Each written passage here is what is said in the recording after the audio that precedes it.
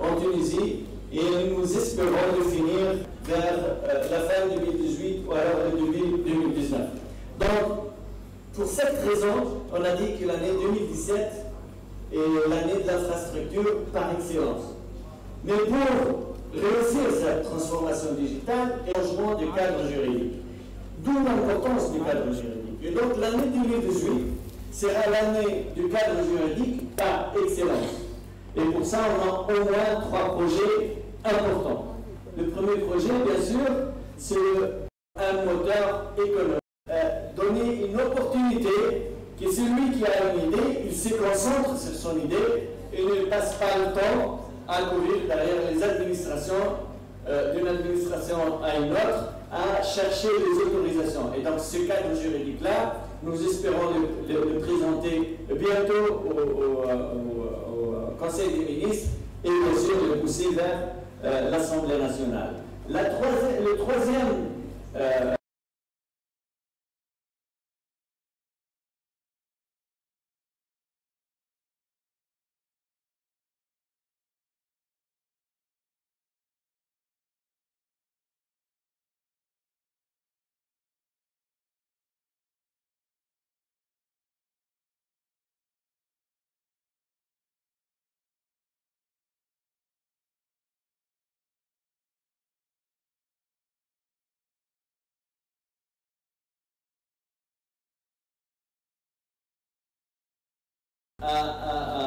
au conseil d'administration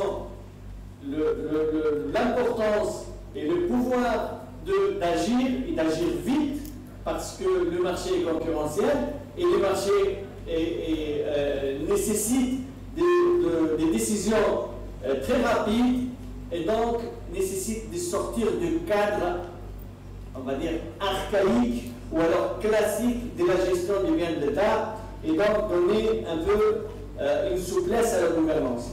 La deuxième chose qui est importante dans la transformation de Tunisie Télécom, c'est à l'intérieur de Tunisie Télécom, au-delà du cadre juridique ou de la gouvernance purement de Tunisie Télécom, c'est donner cette flexibilité en interaction avec les clients.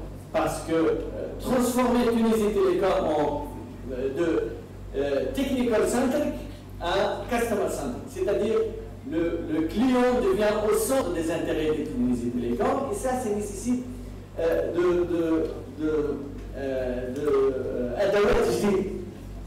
on ne peut pas gérer aujourd'hui les clients digital comme on les gère il y a 10 ans, il y a 5 ans, il y a 20 ans. Donc, avec ce cadre juridique, nous pensons remettre Tunisie Télécom sur les rails et donc remettre Tunisie Télécom au cœur de cette transformation et donc donner une occasion et encore une chance au secteur de se transformer et d'accélérer cette transformation. Donc ça, ce sont les deux piliers. Une infrastructure solide capable de supporter cette transformation et un cadre juridique solide capable d'accompagner cette transformation. Mais la base des bases, c'est vous. La base des bases, c'est le savoir-faire. La base des bases, c'est les compétences. La base des bases, c'est les formations qui peuvent aider et mettre en œuvre cette transformation. C'est pour ça que le troisième pilier, en fait, c'est les savoir-faire. Et donc la Tunisie a toujours investi dans les savoir-faire, et je pense que les savoir-faire lui rend bien. Si la Tunisie a supporté cette rupture, cette révolution, sans une cassure majeure dans son tissu social, c'est parce qu'il y avait une base solide de savoir-faire, il y avait des ingénieurs et des innovateurs qui ont travaillé pendant 60 ans. Maintenant, le monde change, et donc on change de compétences. Il y a peut-être 30% des emplois qui existent aujourd'hui ne seront pas là dans 10 ans. Et donc, on aura 30% de nouveaux emplois. Aujourd'hui, en parlant de la révolution 4.0, je pense que vous êtes au cœur de cette on va dire, métamorphose du développement des compétences de compétences dans les écoles tunisiennes. Je pense que le Sup'Com représente une fierté pour la Tunisie, représente un modèle pour beaucoup d'écoles en Tunisie et en dehors de Tunisie. Et je félicite par ailleurs le Sup'Com qui vient d'avoir le double diplôme avec beaucoup d'écoles européennes et beaucoup d'écoles étrangères. Je pense que c'est là où il faut aller. Transformer nos ingénieurs, des ingénieurs qui apprennent, en des ingénieurs qui créent. La créativité, c'est un process qu'on apprend à l'école. La créativité, on n'est pas né créatif, on apprend à être créatif. J'espère que le bac a tracé la direction actuelle pour les Sup'Com continue. Et en tout cas, nous serons là pour supporter cette transformation encore plus vite, encore plus importante, et de l'école du Sup'Com et de l'écosystème autour de la transformation digitale. Le pays en a besoin, l'économie en a besoin, et en tout cas, on n'a pas le choix. Ou bien on prend le train aujourd'hui de cette transformation, on prend le train aujourd'hui de cette révolution qui s'avance et qui est en marche, ou bien nous serons en retard. Nous ne nous permettrons pas de rester en retard sur ça. Vous avez notre appui, en tout cas dans cette école et pour tout l'écosystème. Merci encore pour votre accueil. Merci encore pour les Sup'Com pour cette 18e édition et 2e édition dans la nouvelle école. C'est très important d'avoir de la persévérance dans l'action. Persévérance dans l'action, quand on persévère, on réussit toujours et nous n'avons pas le choix. On doit gagner ou gagner. Merci encore.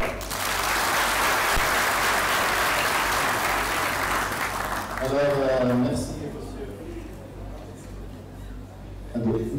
Alors, monsieur Fubil, bienvenue. Merci pour votre intervention. On est tellement heureux de votre présence ici aujourd'hui. Alors, sans plus tarder, on commencera avec la première partie de notre journée, qui consiste en une série de conférences. Alors, passons à nos conférenciers. And since we are not that much fluent in Spanish, then we're going to introduce our next guest in English. So, our speaker for today is graduated from Independent University, located in Lisbon, Portugal. International business developer at Conta Emerging Business, a company located in Portugal and Brazil, specializing in innovative software solutions to the emerging markets, environment, energy, co-op, and agriculture. Sales manager at WIT Software in Western and Eastern Europe. Sales vice president at Critical Links.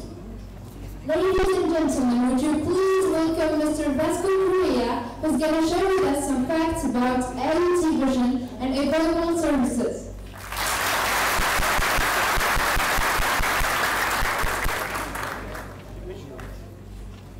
Hey. Good morning, everyone.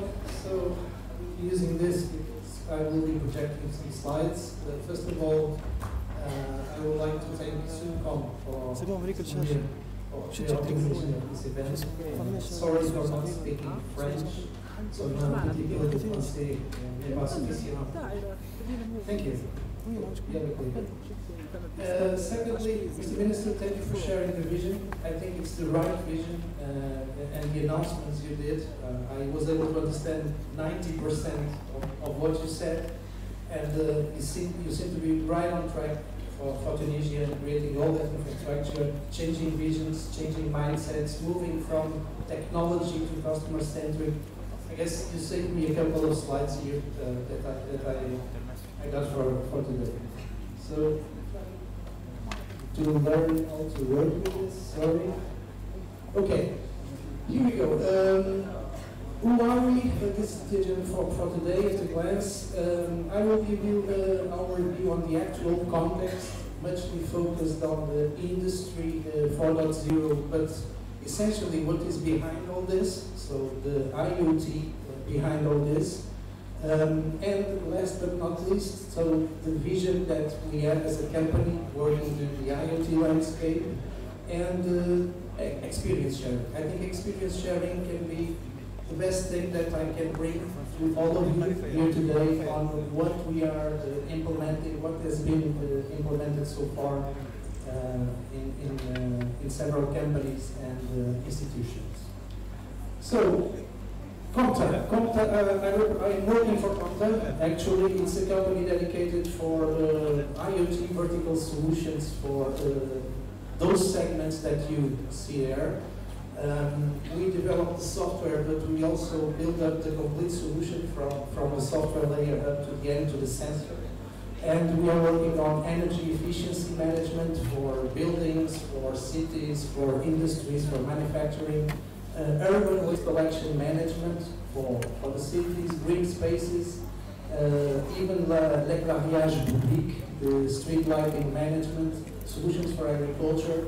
More recently, we have acquired a company totally dedicated to forest fire detection using IoT equipment and sensors and some spectrometric technology. And of course, this is not more IoT, but since we are working a lot for the smart cities landscape, we also have things to interact with citizens within a smart city kind of project. So it's a company with lots of experience, 45 years, and it's publicly listed in the stock exchange Euronext Lisbon. We have been having the opportunity to implement several projects, so we didn't show up in IoT from the space. The company is 45 years old, the group, so we were born from telemetry, then to SCADA systems, so IoT for ourselves was a natural evolution. In Tunisia, we are getting to the Tunisian market upon a recent partnership with Get Wireless. Get Wireless is our regional partner covering the countries that you see out there, and we expect to be able to collaborate with Tunisian initiatives for companies and institutions, providing our knowledge and expertise on this matter. So, a little bit of context about today. So, when planning the slides for this event, I decided just to make a quick, small thing to go to Google Trends and look about the hot topics and the hot topics there: IoT, digital transformation, big data, industry, smart cities, and let's see what are the trends. What is the topic most searched worldwide up till now? IoT blue, digital transformation is red. So what do you think? Who stands for big data? Anyone? Raise your hand. No? Big data. IoT? Yeah, don't be shy. Come on. Good. And industry 4.0? Oh, no. Whoa, I'm surprised. So let's see. So IoT is the blue. In fact, this is 2013, so we are here today, and in fact, big data was the hardest topic searched on internet worldwide up to recent times. But IoT is really taking the lead. But I would say that the two of them, they are almost the same. So IoT generates data. Data needs to be structured, to be classified, to be stored, and to be used in benefit of companies. So these are the two topics, and it's going up and up. So next couple of years for sure, we will have lots of things happening here.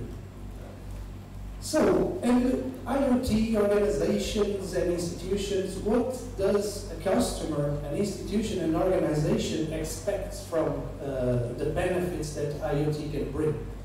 A recent study from IBC tells us about that. So companies expect to improve productivity, to get some sort of savings and reducing costs, and of course to optimize the efficiency of their processes with some sort of automation.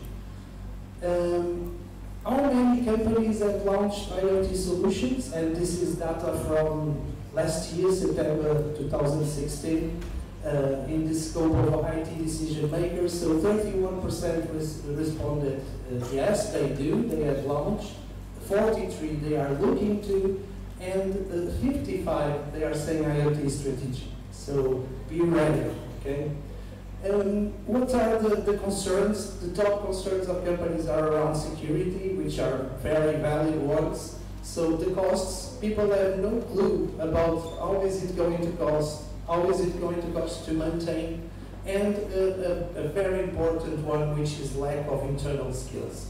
IoT solutions or Industry 4.0 solutions are not a kind of miracle kind of thing that you go, install, deploy, and everything will run smoothly without the need of intervention. Intervention and human intervention is absolutely key.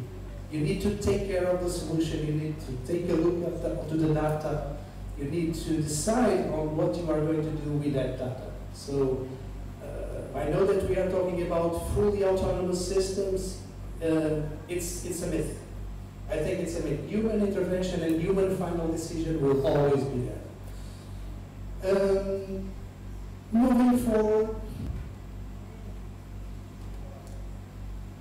let's take a look at the IoT ecosystem and what is involved. So the 7-layer technology architecture is the one that we share as a company specialized. So we do have the application level with all the interface and the business-specific kind of environment and parameters to be monitored. So an IoT application for a factory is completely different from one to a retailer or a city.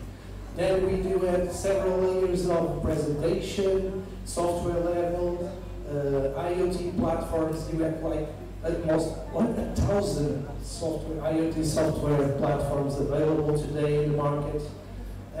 You have to take care of the session protocols, all the communication level, the infrastructure that Mr. Minister was referring to, which is very important. In terms of data link protocols, we have several technologies for different purposes. We have short range, we have long range, high bandwidth, low bandwidth. Which one is the best? All of them are great, depends on the use case.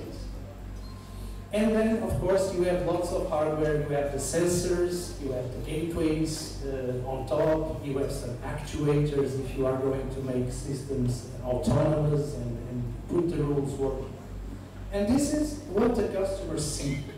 Okay? A company working for IoT, like our company, or lots of people in this room, need to take a look and have some knowledge and all the layers below. This is everything that we must consider to put the solution working. So it's not an easy task. People used to think that IoT is easy, just put a sensor there, just put a nice interface, some dashboards, some telemetry. No, it's completely fake. So there's a lot of things to consider to build up a proper solution. And who are the players in the IoT world? So what is the value chain? So top players can be identified there. So we do have device and gateway vendors, we do have network access vendors, we do have telcos, operators and MVNOs, we do have platform providers, system integrators, application developers, and you can see on the green spaces what each player typically contributes on the value chain. This is difficult for a company or an institution planning to do something around IoT. So who should I talk to? Should I talk to the platform vendor, to the application vendor, to the telco, to my trusted system integrator? IoT analytics and some studies about it. System integrators are taking like 70% of leading the IoT project and organizing everything and all the vendors. Telecommunication companies, telecom operators with 11%, and IoT and cloud platform companies with a huge slice. So typically those companies don't know pretty much about your business.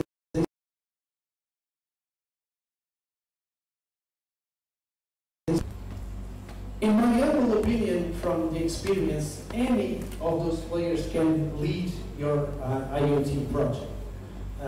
It should, when making this decision, organizations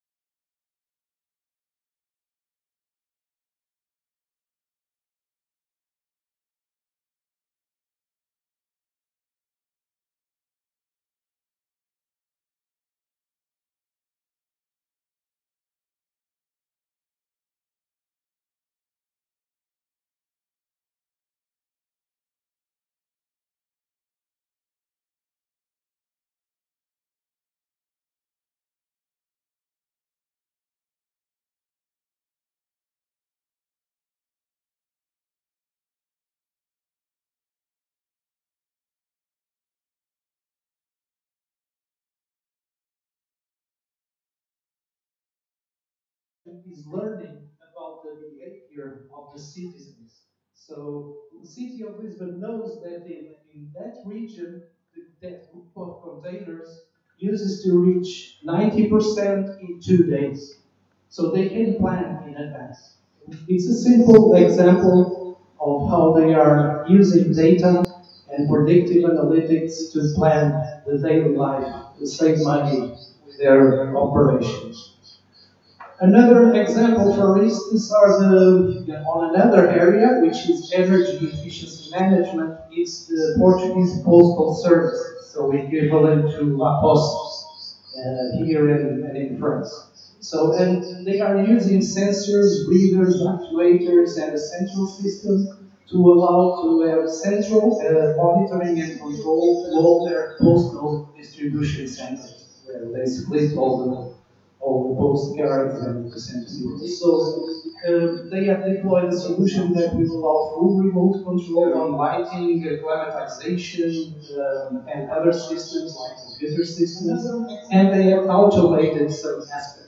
Okay, the goal was to reduce costs and have a centralized platform that they didn't have so far, and they are reaching huge savings. This is another example of basic automation and control about the impact of all of this on industry and all the stages from the 18th century as of today. I will not repeat. So the fourth industrial revolution is all about this. How do we get this data and get this system to a cyber kind of state, more autonomous, more intelligent, based with the technology of IoT? I will also jump this slide because I will be repeating video and all of that. So, focusing on industry, it's really a strategic opportunity for players in this market and specifically for telcos. So telcos have been recognized by companies and institutions as the trusted provider so far. They know the connectivity, they have the right people in-house to address this kind of projects. But of course there are challenges. So telcos need to evolve from, like Mr. Minister said, from technology to customer-centric kind of approach, and they need to establish partnerships on this level. They have knowledge, but for sure they miss some knowledge on the IoT landscape to address these opportunities. Technologies, their partners, their connectivities, it's a matter of having the political will to make it happen. Let's make it happen. Some, just to finalize before you all sleep with my speech, sorry, with some experience sharing, because we are talking up there in concepts and ideas. This is what we are bringing to the market today. So we do have vertical applications on all these segments. Our technology and vision is it's like the the honeycombs in a hive of bees, where all your IoT applications can exchange information between each other. So it's not a silo. It's moving to the cross ecosystem kind of vision. We develop technology for that because all our vertical applications sit on top of a common vertical aggregation layer with some benefits of crossing data, of having single sign-on, unified management, so it will facilitate the process. These are the products that we have ready and deployed in the past years, so I will not stress about it. Just to give you an idea about the kind of customers we are deploying this kind of solution. So 47 cities using some sort of our technology today, and more than 75 customers in the industry and services. Use case number one, a well-known fuel retailer, which we have come to us to try to address some challenges in terms of energy, automation, and remote control. And this is what is implemented today. So this is a well-known fuel retailer. They have this kind of fuel stations all over the country. and they have in each location the full pumps, of course, but they also have the small store there where you are going to pay, which is a kind of mini market. So they sell sandwiches, they have a coffee shop that sometimes they outsource to an external entity that is exploring the coffee shop. They have freezers, they have air conditioning, power plants, the car wash. So we help them, and with our E2 energy solutions, sensors, with some actuators, putting all these things more intelligent, more effective.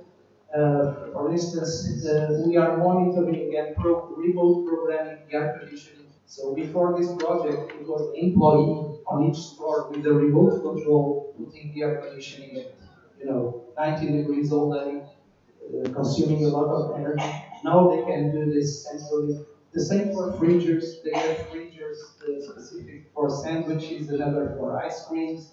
Some operate at -5. Some operate between -5 and -3. They can also control this kind of set points from here in such a way that the freezer will turn off when it's not necessary to be turned on. The lighting, outdoor lighting is automated. We have installed those twilight luminosity sensors, so the outdoor lighting only goes up or on when it's necessary. And at the end of the day, they were able to save like 30% on energy. 30%, the return on investment was quite quick, and this is a very interesting example of what can be done very easily with the IoT technology. Another example, it's completely different world, is agriculture. Agriculture, this customer is close by here, so they have lots of plantations in Morocco, Portugal and Spain, 70 plantations, and they are the world's largest producer of olive oil. So they are market leaders in the United States, Portugal, Spain, and sales figures of 1.4 billion in 2015. So they had some challenges. They needed to achieve the goals of sustainability on the agricultural process, energy and climate change management to be able to act fast, and of course to have tools to monitor and to control their productions. In a nutshell, this is what they have installed in each of the locations. So in each of the locations, you have the olive trees. The olive trees, they have a pipe too for drip irrigation, and they are connected to the water deposits and fertilizer deposits. So with the solution they implemented, they can control all of this from a single location, all the locations. And they can monitor the status of the water deposit and fertilizer. They only send people there to fill it up when it's necessary. They have implemented sensors and some weather stations to optimize the irrigation system. So the watering is only done when it is absolutely necessary. If the platform is getting data that the humidity of the soil is in optimal conditions, they will stop irrigating, or they will adjust irrigation not to 100%, but they will reduce to 20%. So a lot of saving here is on water efficiency, and they have monitoring. So these are in terms of lots of benefits within this solution. Finally, a kind of use case where you combine everything. So this city, it's a small city in Portugal, 42K population, but a huge area, and the city was looking for solutions for urban waste, collection management, energy efficiency for all the public buildings, smart irrigations for the public parks and green spaces. They want also to save money on street lighting and improve operations, and we have come up with a total solution for all these verticals, where all the data is integrated in the same database and platform. So they have connected for energy in buildings, the city sports complex, the library, the market, the buildings of the city, theaters, and they have been able to reduce the energy consumption. The optimizations of the service are 18%. plus, of course, the maintenance costs that are very hard to measure. So the city before, they had kind of maintenance personnel that go on each building to check if they're everything okay with the lights. Now they know if their lights have a problem or not. So they don't need to spend money sending people out. Street lighting is only restricted to the city center and historical zone, and they are also making smart adaptive lighting. The lights will only turn on with a certain level of intensity, which is dimming. They adjust to the luminosity level. They have a fleet of 10 collection that they have implemented with RFID technology. All the trucks, they have this kind of console. So the planning of the consoles is done on the Bitways platform, and all the collection routes goes to the driver electronically. No need of paperless kind of project.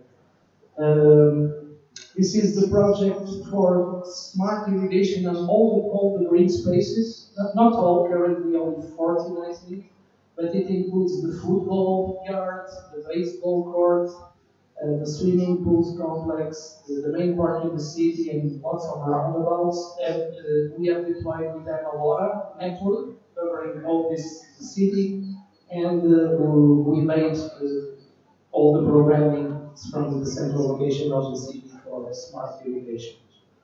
This is actually the look and feel of the application, and this is what has been achieved so far in terms of water consumption reduction, 32%, quite impressive, and the cost of operations. And this is the citizen app that the city uses to talk to citizens. And also citizens can input stuff to the city.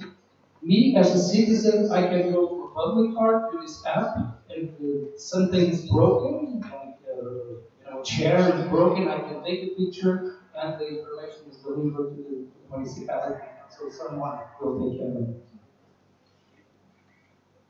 I think it's all. You have the testimonial of the mayor of that city. Thank you.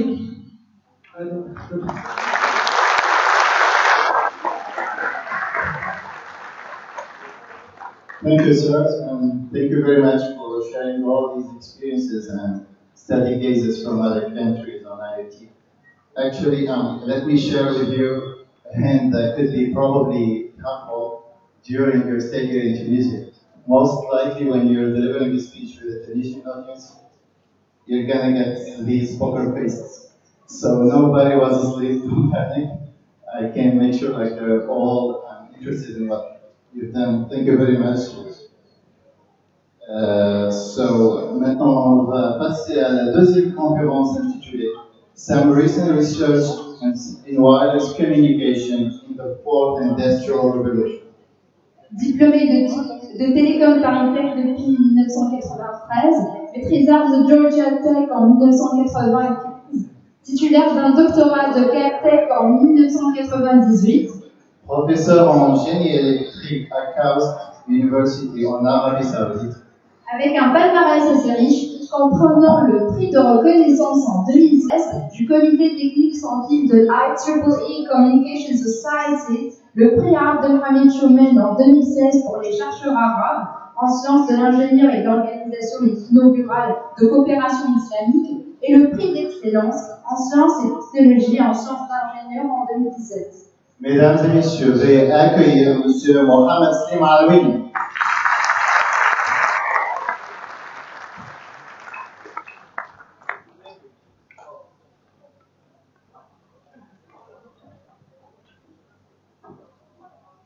Thank you very much.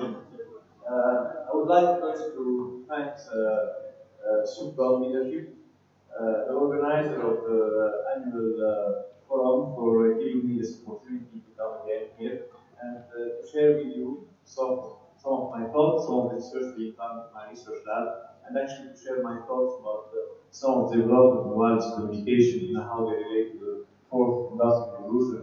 Again, it's always an honor and a pleasure to be back home. So today, let me make sure that I know how to do that. As you know, there is this kind of usual graph that we start our talk with, showing this kind of continuous growth in terms of number of mobile subscribers. And here, when we talk about subscribers, we're not talking anymore about human subscribers, but we're talking about humans and machines. And this kind of continuous increase in number of subscribers is obviously driving also the increase in terms of amount of data being transferred wirelessly, and actually is pushing the limits of wireless networks. Now, as wireless telecom engineers, we have seen this trend over the last 4 decades. So we have seen first 40 years ago the emergence of the first generation of wireless communication systems, analog systems with quite limited capabilities by today's standards, about 14.4 per second. In the 90s, we worked in the development of the second generation system. Actually, it takes about 10 years to come to generation of wireless communication systems, and another 10 years to deploy it and mature it. So, in the 90s, as you may remember, GSM was implemented. We have seen digital voice coming into the play, and by the end of the 90s, we have seen GPRS and Edge bringing SMS and email capabilities to our wireless device. So it's about 256 per second kind of rate we were able to obtain at that time. So in the 90s, people in the research labs were proving third generations, and third that is going to be very important in future wireless communication systems. Also appeared as part of 3G, and now we are in the era of 4G. We are all enjoying 4G systems with mobile broadband capabilities, and in our labs, now in this era, we are trying to basically prepare for 5th or 5th generation systems. Now, this goes well in the context we are talking about today of this industrial or first stage of industrial revolution. I will be fast here because I don't want to repeat what Professor Munir Frecha started with this morning. So as you know, the kind of industrial revolution went through different stages. We are all aware in the late 1700s. We have seen the first stage of the industrial revolution with the steam engine, the power loom machine, which led to mechanization and kind of the moving away from a kind of an agriculture-based economy to a more industrial-based economy. By the 1840s, we have seen electrification, appearance of assembly lines, and this led to mass production. And in fact, the typical example that is given as a kind of the perfect kind of application scenario of that era is the Ford assembly line. The Ford car assembly line was like an example of a very successful way to mass produce certain products.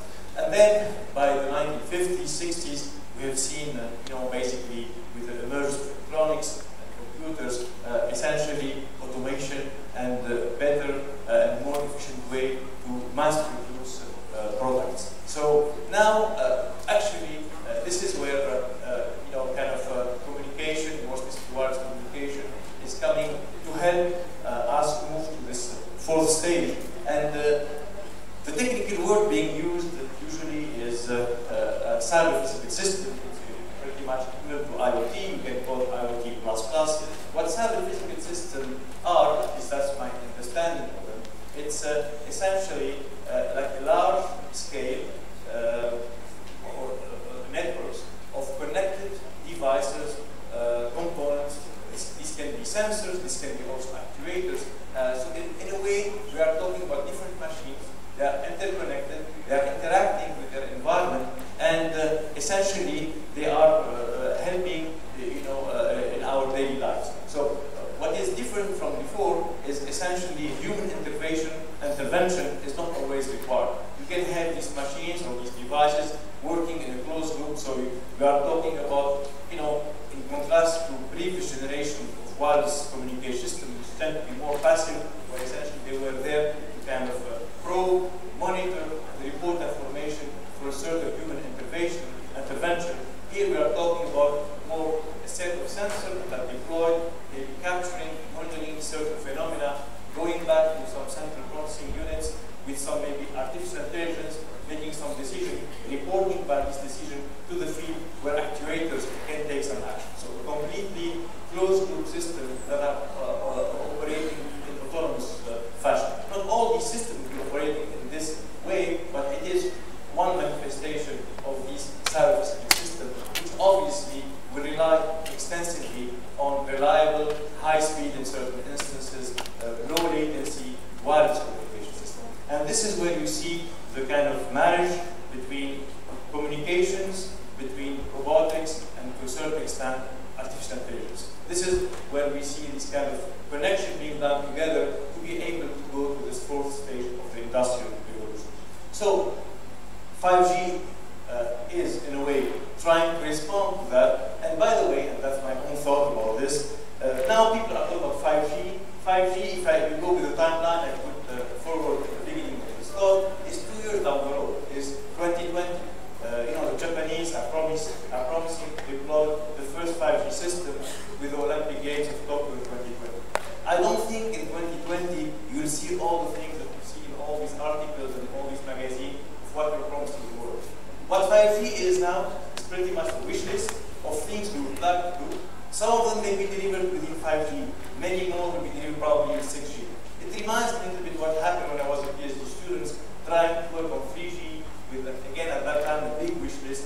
3G in a certain way was a failure. Actually 4G delivered what 3G was promising. Maybe we'll see the same thing with 5G. What we are saying now as researchers in our labs, 5G will solve this and that. What are we talking about?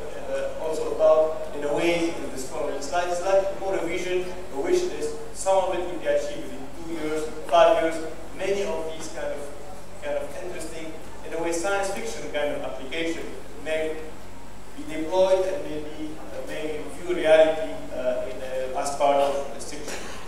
So, in a way, as you know, the way these things works, there is ITU, the vision. The vision is, for example, for 4G was IoT advanced. It goes according to certain performance metrics. So you have the peak data rate, the user experience data rate, spectrum efficiency, latency, energy efficiency. All of these are important metrics that any telecom engineer has to look at to deploy, to design and deploy a system. So IoT advanced was the vision that ITU put for the wireless engineers to deploy 4G.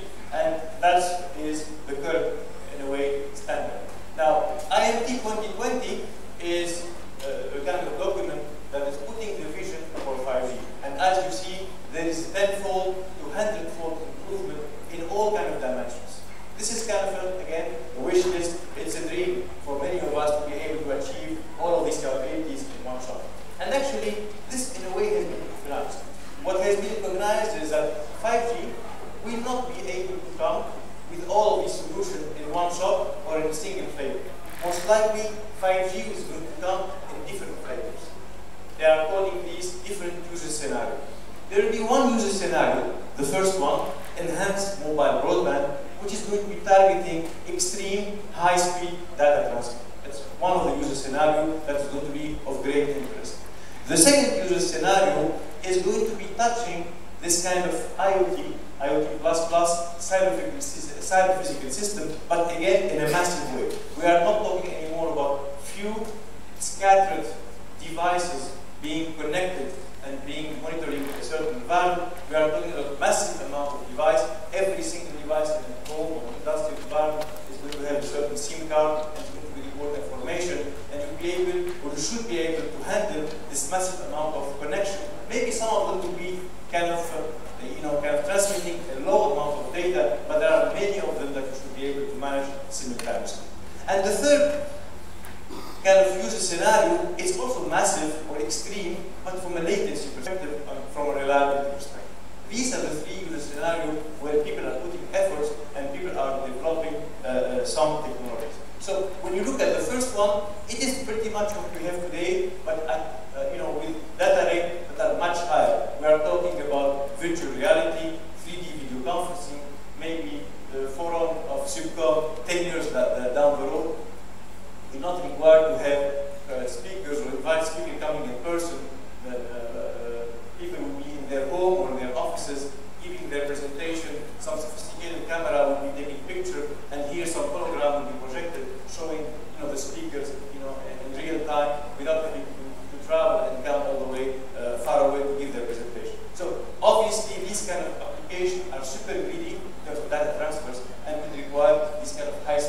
we'll talk about.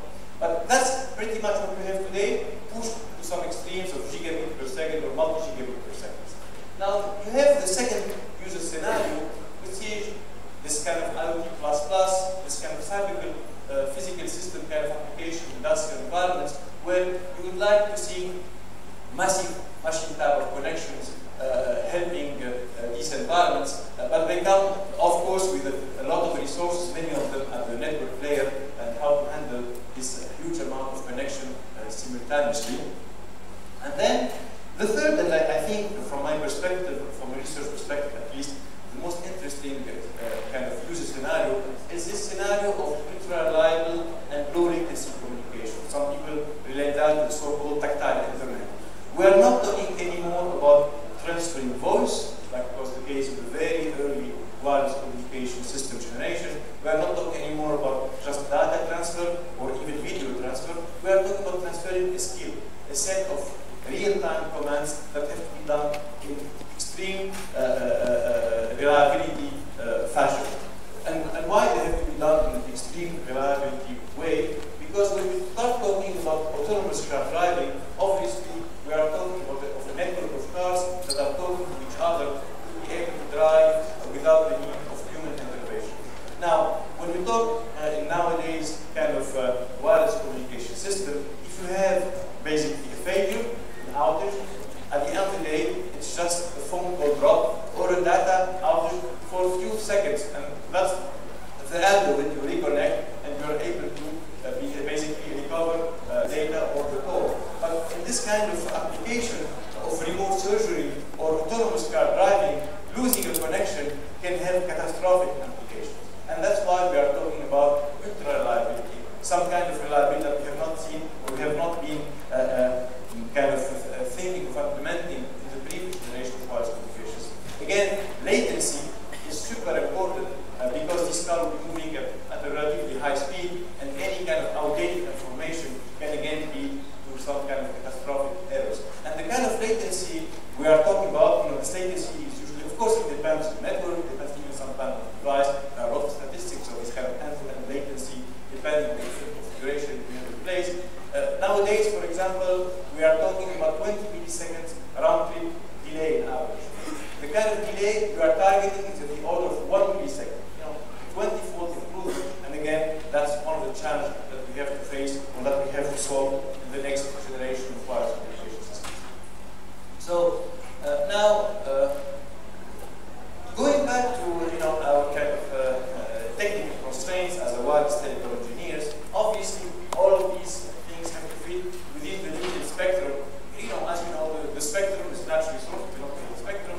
It's very frequently, and actually in most of the countries, extremely well regulated and optimized in view of the different kind of needs, different kind of competing applications. Early on it was essentially military and police that needed the spectrum. The radio and broadcasting came to the game, and now, of course, a lot of the spectrum is being in a heavy competition among commercial services to the public, voice, data, and now IoT and so on. All of these kind of applications be competing for the limited spectrum. Now, when we talk about spectrum, often we kind of think of the spectrum, the lower RF, sometimes microwave. These are the kind of range of frequencies we have used in the past to deploy our wireless communication system. As you can see, the spectrum is much larger, and actually it is our kind of objective as part of the development of future wireless communication system to start tapping in the kind of remaining part of the spectrum for the different application that may be suitable for the users of this kind of unlimited and more underdeveloped part of the spectrum. So I always, I will not give you many equations. I will maybe give you this slide and a few other slides where I will just put this very simple equation that we can use as a performance metric to kind of target the improvement of a particular wireless communication system. So this is sometimes called the area traffic capacity. You may want to call the area state efficiency. That's the bit per second per meter square. That's the amount of average rate you get within a certain coverage area. And obviously, that's something that I'd like to see improve by going from one generation to the next. Now, you can take this metrics, you can kind of multiply up and down by load and by hertz, and you can can have these three dimensions. The first dimension, the bit per second, per hertz, per node, is your spectral efficiency. And that's obviously the pipeline that connects the user, the machine, the sensor, the device to an access point. And you would like, depending on the kind of application you are talking about, increase the spectral efficiency as much as needed. You have, of course, the network density, which is the number of applications. And obviously, in the most naive way of improving your area traffic capacity is to go after more spectrum, not limit yourself to the congested, lower part of the RF microwave spectrum, but go maybe to the terahertz range or even to the optic part of the spectrum to be able to capitalize on the free, available, and licensed spectrum in order to go from where we are now, the small black balls, to what we'd like to be in maybe a few years or a few decades from now with 1,000 fold improvement overall in terms of area traffic capacity.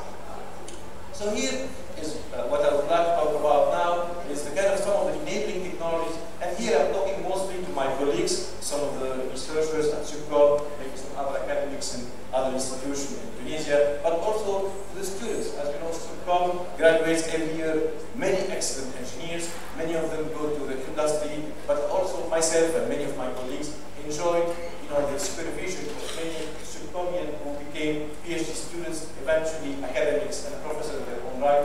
I had, like in my career, 3 or 4 students who graduated from Sup'Com who became my students and are making their own excellent careers. So I'm talking to the graduates of Sup'Com who will be finishing their engineering degree within a few months, and I would like to share with them some of the research being done in the area of wireless communication, and maybe give 1 or 2 advice that you can take home and you can think about if you would like to do a PhD in this area. So one of the area of interest that has been a very active area for many years in wireless communication is how to improve the spectral efficiency of what communication is. Obviously, one very simple way to simplify things is essentially to go back to shunt capacity and look at the different parameters you can play with. You can obviously increase the factor n from the rod, and that's basically the number of modes over which you can send information. We have now a current system, MIMO system, but we're talking about 2x2, 3x3 systems. We would like to go for massive kind of systems that can handle maybe 100 antenna at the receiver and transmitter. They come with their own kind of potential. You are going to be increasing your spectral efficiency. Also, actually, you can improve your energy efficiency. However, they come also with their challenges, and a lot of interesting research is coming in this area. There is this notion of alpha, or this factor of alpha from the rod. This is the notion of full duplexing, the ability to transmit and receive information simultaneously on the same carrier with minimum self-interference. A lot of interesting research is being done in the point-to-point and multi-user or multi-point kind of environment, and that's another active research area. And the third, and actually also very traditional area of research in the area of wireless communication, is how to come up with better interference management schemes in order to improve your signal to interference response ratio and eventually improve your capacity or spectral efficiency. Now, as a concluding remark on this slide, and this is a slide or a graph that I borrowed from Qualcomm, as you see, this metric has been a metric we have been improving over the many years in the past. So GPRS edge, we had limited energy or spectral efficiency, and with the 3G, 4G, we have been seeing this improvement, although there is a certain saturation in the recent release of the LTE system. So, I would like to convey here my first advice, I would say, to essentially maybe PhD students and even for myself and colleagues in terms of ways maybe research can be done for this deployment of next generation wireless communications. When you talk about massive MIMO system, as I said, we know MIMO system. We have been doing here in Tunisia, all over the world, a lot of research in the area of MIMO. But when you go to massive, and with all the capability that massive MIMO can bring with this kind of hands of antenna, with pencil beams, being able maybe spatially to resolve different users or different sensors in different floor within a certain building, that's the kind of solution we'd like to observe. So the potential is great, but the challenges are enormous. In particular, we have challenges from a channel perspective, from a dimensionality perspective, how to acquire channels and handle channels that are moving dynamically in real time. So these are complicated problems, One of the problems actually that also are often mentioned when we talk about massive cyber system is the extreme computational power that is required. And often as telecom engineers, we go in a way for the easy solution by saying, these are very complex kind of receivers or detectors or transceivers. Let us try to go for super low complexity receivers, and in a way, we lose the potential offered by this technology. So here I think there is an opportunity to start making bridges with other areas of research. As you know, let's take, for example, high-performance computing. It's another area of research that is booming over the recent years. And there has been great, computer scientists who develop parallel algorithms, how to make things go fast and more efficiently done to computation. There is, I think, an opportunity for many of us in academia and many of the future PhD students to, for example, look at these kind of transdisciplinary problems, looking at the telecom problem not only from a communication theory perspective and looking at just simplifying and kind of looking at the maybe suboptimal solution, but rather trying to learn tools, for example, computer science, from high-performance computing, from parallel programming, in order to be able to solve problems in a more holistic way. So this kind of bridge, or this kind of ability to go broad, and to kind of, rather than going just deep and going very narrow research, is I think one of the trends that future telecom engineers have to be able, engineers and researchers have to be able to deal with, to be able to solve really problems that 5G and beyond is going to ask us to solve. Now, the second, so full duplex, I already mentioned that, this ability to transmit and receive simultaneously.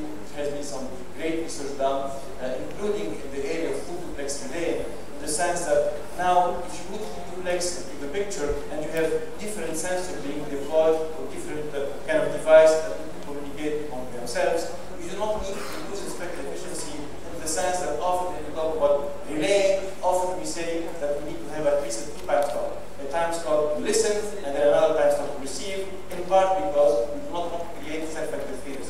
When you go to full duplex relay mode, this is not anymore. You can receive and transmit information simultaneously, and you gain the factor of 2 in terms of spectral efficiency. But again, still at the research level, and there are still some constraints that one has to kind of solve.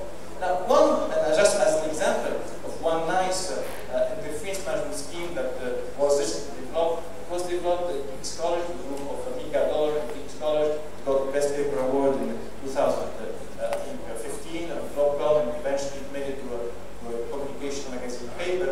The idea here is essentially one way to improve the interference plus noise ratio is to move out of the current system that are mostly what we call DUCO. DUCO in the sense that the downlink and uplink are always connected together, which means wherever you get the information is the same access point to which you are sending information. So you are coupling the uplink and downlink, and you are constraining them to always communicate to the same access point. What this paper in 2015, not for version, but at least the journal version 2016 proposed, is actually the ability to decouple. That's why it's called 2D. 2D stands for decouple, uplink, and downlink. And the idea is to allow very low capability devices, sensors, devices that have, maybe limited energy or battery lifetime, essentially to keep getting information from powerful, faraway base station, but to transmit their own information to more close-by access points, and in a way to, first of all, reduce the level of interference they will be generating, but also to extend their battery lifetime. So these are three snapshots: massive MIMO system, full duplex relay, better interface management schemes of research areas where basically there has been some great interest to improve spectral efficiency. Now, the second dimension I talked about is high level classification, and that has been our bread and butter again for the last 4 decades. If you remember, first generation system, we were talking about super big macro cell, but now as we move forward, we are going towards smaller and smaller cell. We are trying to reuse the spectrum more efficiently, but you can put within this dimension all this beyond the small cell, this notion of spectrum sharing, we call it radio, this notion of device-to-device communication by reducing the spectrum without having to basically access fixed points. But then I would like to kind of wrap up my presentation and spend the remaining maybe 5 or about the third dimension, which is accessing the spectrum that we used in the past. The spectrum that basically we were thought that it's kind of complicated, it's kind of limited range, but actually tapping into the spectrum by, first of all, looking at carrier aggregation. So carrier aggregation is very simple, is the current spectrum, whenever you have spectrum holes, they tend to be ignored if they are very limited. But if you now are able to aggregate different pieces of the spectrum together, you can take advantage of that, and that's called carrier aggregation. But what is more interesting is to go to the upper part of the spectrum, so you start touching upon millimeter wave. Many of the researchers in this area are claiming that 5G will be kind of the way to move forward many 60 GHz and kind of around 60 GHz kind of technologies. There is this interesting band that people start showing great interest into it. That's the terahertz band. It's a band between millimeter wave and the optics. You can reach this band in terms of generation of waves, either from the RF side, so there are a lot of RF engineers getting to terahertz, but you can get into this band also from the optic side, with the harmonics, for example, laser transmission. So this is kind of untouched, high potential band for imaging and communication. And then you have, of course, the optical band. This band has been, you know, the reels, it has been kind of, it made the revolution of wireline communication. Fiber optics allowed us to allow a big part of the internet of today. But how to move from basically fiber optic-like transmission, but instead of having it over a fiber, having it over the air. That's optical wireless communication. And this has been a great trend over the recent, I would say, 5 years or so. A lot of research has emerged in optical wireless communication. And you see here three kind of groups. There are people looking at infrared part, and that's basically point-to-point laser communication for backhaul applications, for temporary kind of events, but also for kind of low-cost, small cell connection. You have visible light communication, known also as Wi-Fi, and that's actually also really a revolution within wireless communication. How to use LEDs indoor or even outdoor, not only for illumination, but also for communication and also for localization. That's a new trend where basically you combine these three capabilities of light sources.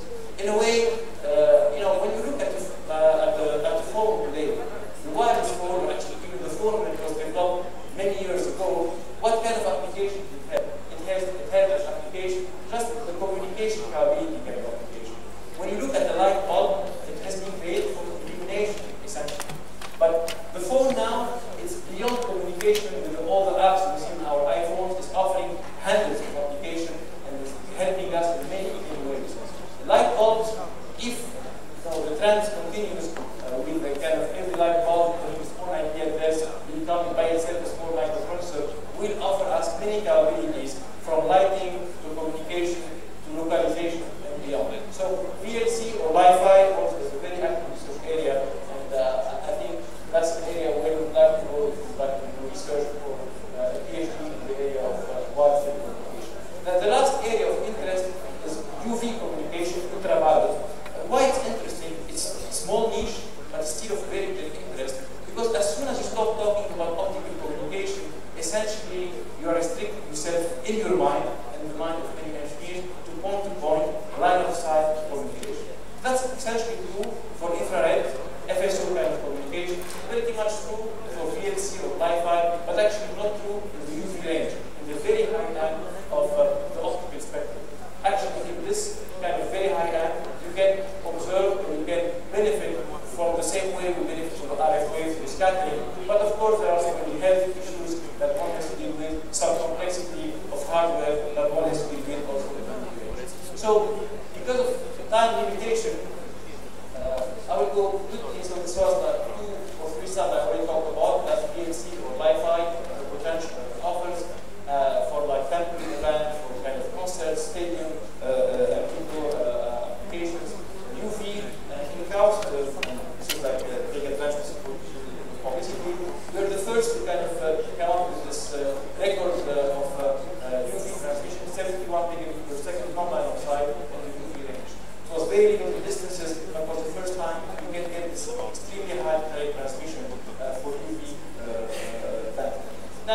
This would be my last two slides.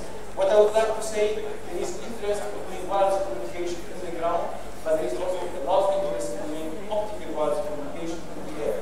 Basically, in areas where population is not very dense, it's makes more sense to take base stations and make them fly. And by making them fly, it means, like the Facebook projects, to have a network of UAVs. These are huge UAVs, like Boeing 7, solar power. They can stay 3 months in the air, and they are FSO connected, and they are acting as flying base stations. And this is between internet and connection to the area of the world where basically the economy is split that do not have a very reliable, base station or a terrestrial base station or terrestrial. And then that's my last slide. The next dimension, the next frontier is the underwater frontier. That's a frontier where basically the big part of the world, the US and China, are investing a lot. There's a lot to explore down there, and the best research is being done now in wireless communication with the area of underwater, because it's a green field. For many, many years, we just use acoustical communication, very limited data rate capabilities, but there is a lot to explore down there. 71% of the ground of the Earth is actually covered by ocean and water, and there is now interesting research being done in developing multi-megabit or gigabit from underwater transmission to be able to kind of explore and use underwater resources. With that, I give you this concluding slide summarizing some of the technologies and how they line up with the different dimensions I talked about, and I would like to thank you for your attention.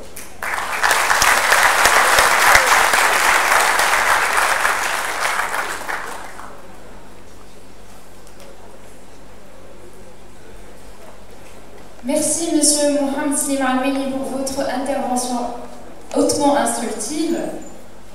Apparemment vous êtes tous un peu fatigués, donc on va un peu changer le programme. On va maintenant procéder à la pause café, mais pas tout de suite, parce qu'avant on voulait vous présenter un de nos clubs à Sup'Com. En fait, en restant toujours dans le cadre de la 4e révolution industrielle, et en étant donné qu'elle est étroitement liée à des notions et des technologies très importantes pour le développement, notamment l'IoT, Big Data et Machine Learning, on va vous présenter un club parmi les plus actifs de Sup'Com, qui est Suprobotics, un club dans lequel plusieurs étudiants fournissent des efforts énormes pour la réalisation de plusieurs projets fascinants. Entre autres, ils ont réussi à bâtir tout un drone out of nothing.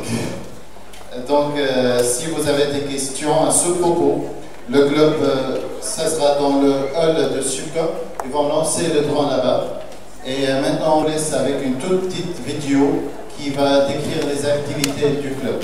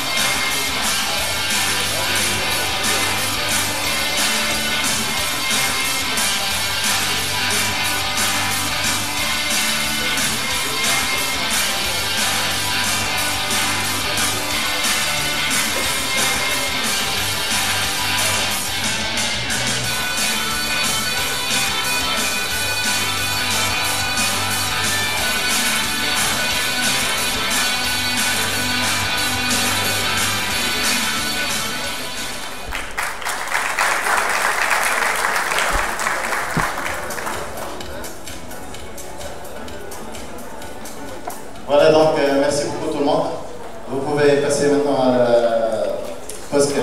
Merci.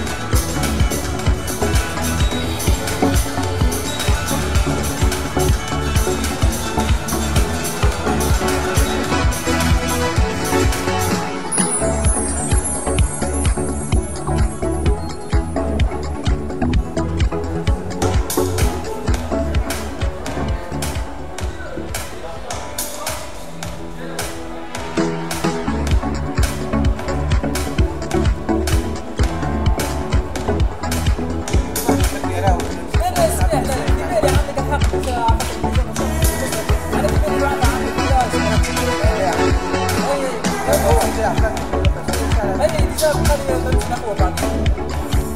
عادة عندي التصميم هذا بتاع الفيديو ما هيش على حبيت نحطها في الابار.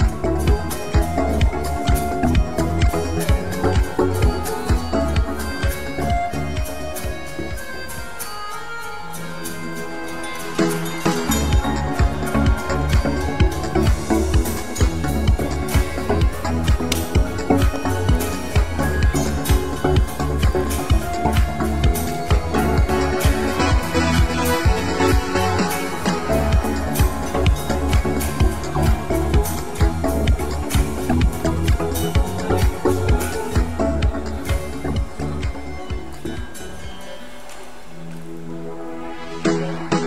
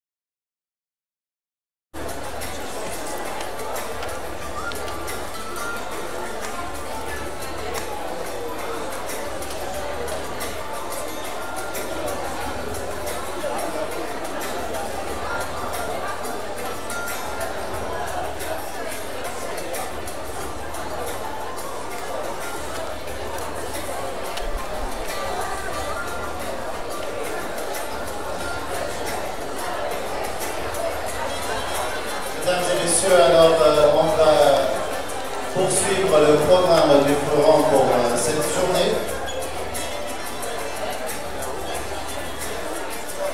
On arrive maintenant à la dernière conférence qui portera sur Enabling Technologies for Industry 4.0. Diplômé de l'Université Polytechnique de Milan, avec une grande expérience dans la gestion de comptes, vente et développement des affaires à travers différents fournisseurs de réseaux et télécoms. Il occupe actuellement le poste de Account Manager à Ericsson. Toujours travaillé au sein des leaders d'électriques mondiaux, il a occupé divers postes à Nokia, Siemens Networks et Huawei. On s'excuse encore une fois auprès de notre cher invité. Mesdames et messieurs, veuillez accueillir M. Neder Ben Ahmed. Merci. Bonjour tout le monde. Bon, on va essayer d'être assez rapide cette fois, étant donné le temps qui s'est écoulé sur les présentations et les introductions. Et aujourd'hui, je vais reprendre un peu les thèmes qui ont été déjà présentés par mes confrères, si Mohamed Stenami et M. Correa, pour parler de 5G et IoT. Ce sont les enablers pour la Industry 4.0. Chez Ericsson, nous avons une vision qui se caractérise par une société connectée. Une société connectée, ce qu'elle fait, c'est qu'elle met en exergue chaque personne, chaque industrie est habilitée à atteindre son plein potentiel. C'est dans ce contexte-là que s'inscrit l'Industry 4.0. Aujourd'hui, nous sommes en train de passer le cap de la phase d'installation. C'est là où la technologie a aidé à résoudre les anciens problèmes, la couverture, l'accès aux données, et on arrive à la phase de déploiement. La phase de déploiement, c'est là où les industries sont en train d'évoluer, de se transformer, en fait, pour répondre aux nouveaux besoins. Nouveaux besoins, nouvelles logiques. Toujours en se basant sur les éléments clés. La mobilité, le cloud, le broadband. Donc, parlons de nouvelles logiques. Vous savez, on vit dans un écosystème, dans une société multisectorielle. On parle de utilities, de santé, d'éducation. Il y a pas mal de choses qui tournent autour de ça. La technologie est en train d'interagir sur tous ces secteurs-là. Et à partir de ce moment-là, il y a de nouvelles logiques, il y a de nouvelles façons d'interagir avec les différentes disciplines, les différents secteurs. L'utilisateur qui devient actif, participatif. Les données qui deviennent propres, mais aussi il y en a cette mission partagée. Les objets qui deviennent connectés, qui deviennent intelligents. Tout cela s'inscrit dans une démarche vers la 5e génération. La 5e génération, la technologie 5G, on a assez parlé, on a pas mal parlé de ça, et on voulait savoir comment on va aborder, comment on va définir la 5G. Alors, on part des use cases. En se focalisant sur chaque aspect, chaque besoin de chaque industrie, de personnes, de pas mal de secteurs, on arrive à définir un peu la 5G. Donc, comme si Mohamed Slim parlait, il y a les massive communication et les critical NTC. Dans certains cas, on a besoin de donner accès à une multitude d'objets.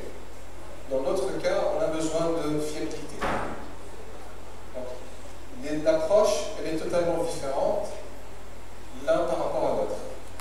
sans oublier aussi Enhanced Broadband. Ça fait partie aussi des use cases qui ont aidé à définir la 5G. Comme vous savez, ceux qui sont premiers, vous savez quels sont les composants d'un réseau. Donc l'accès, le transport, encore le cloud aussi, les applications, la gestion de tout ça. Donc on partait de la 4G, 3G, 4G, mais ça évolue. Et on a toujours besoin de ces composantes-là dans un écosystème, dans une technologie 5G. Les expectations de la 5G, sont technical expectations. Là aussi, c'est assez large. Bande passante entre 1 gigabit par seconde jusqu'à 20 gigabits par seconde. Latency importante dans les critical communication, de 1 à 20 millisecondes. Battery life dans les massive et industrial communications. On a besoin de devices qui disposent d'une autonomie assez longue. On arrive à 10 ans d'autonomie. Donc, tous ces expectations ont été adressées et sont adressées actuellement dans la phase de standardisation. En 2014, ça c'est un prototype, c'est le premier téléphone 5G.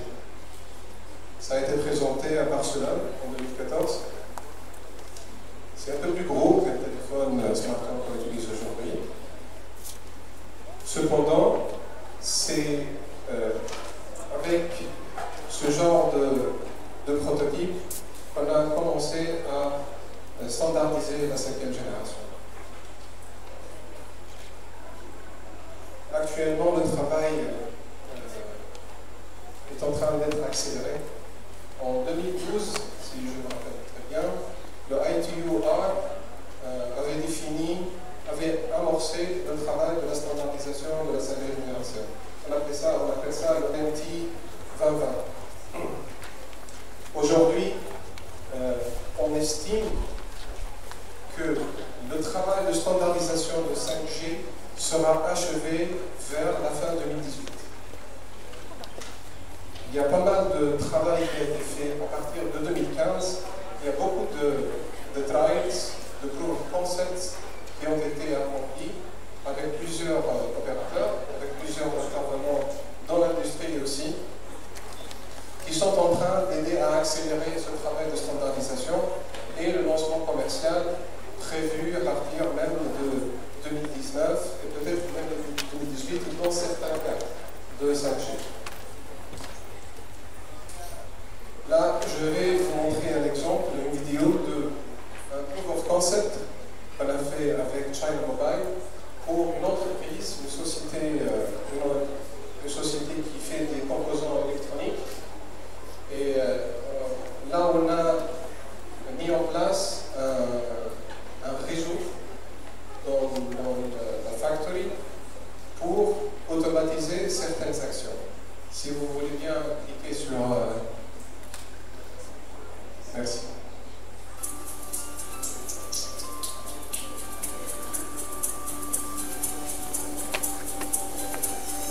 In recent years, the deep integration of information technology and industrialization has been promoted as crucial for industry transformation.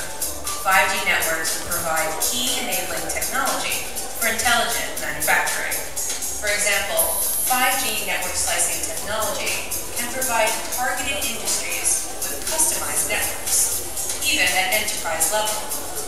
This technology allows for efficient sharing of resources, while at the same time assuring security and data isolation between networks.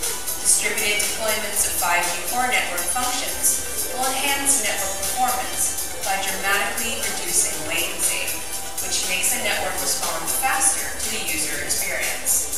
Furthermore, the high bandwidth and low latency of 5G will enable many industries to migrate their sophisticated intelligent processing to the cloud. In addition, 5G will further improve processing speeds and capabilities. Leveraging on the application of 5G networks in industrial automation, factory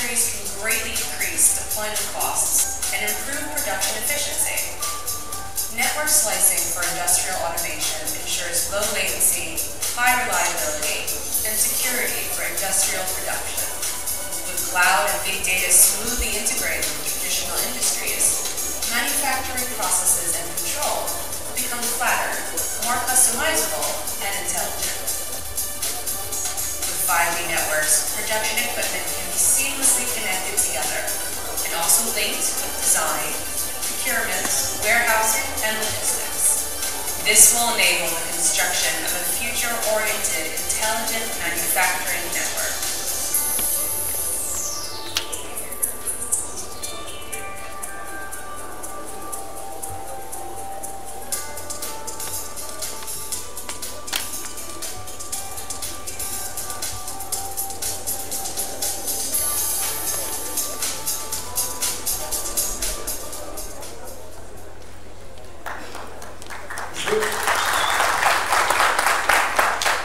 Je vais juste donner un exemple concret de ce qu'on a fait avec China Mobile pour cette entreprise.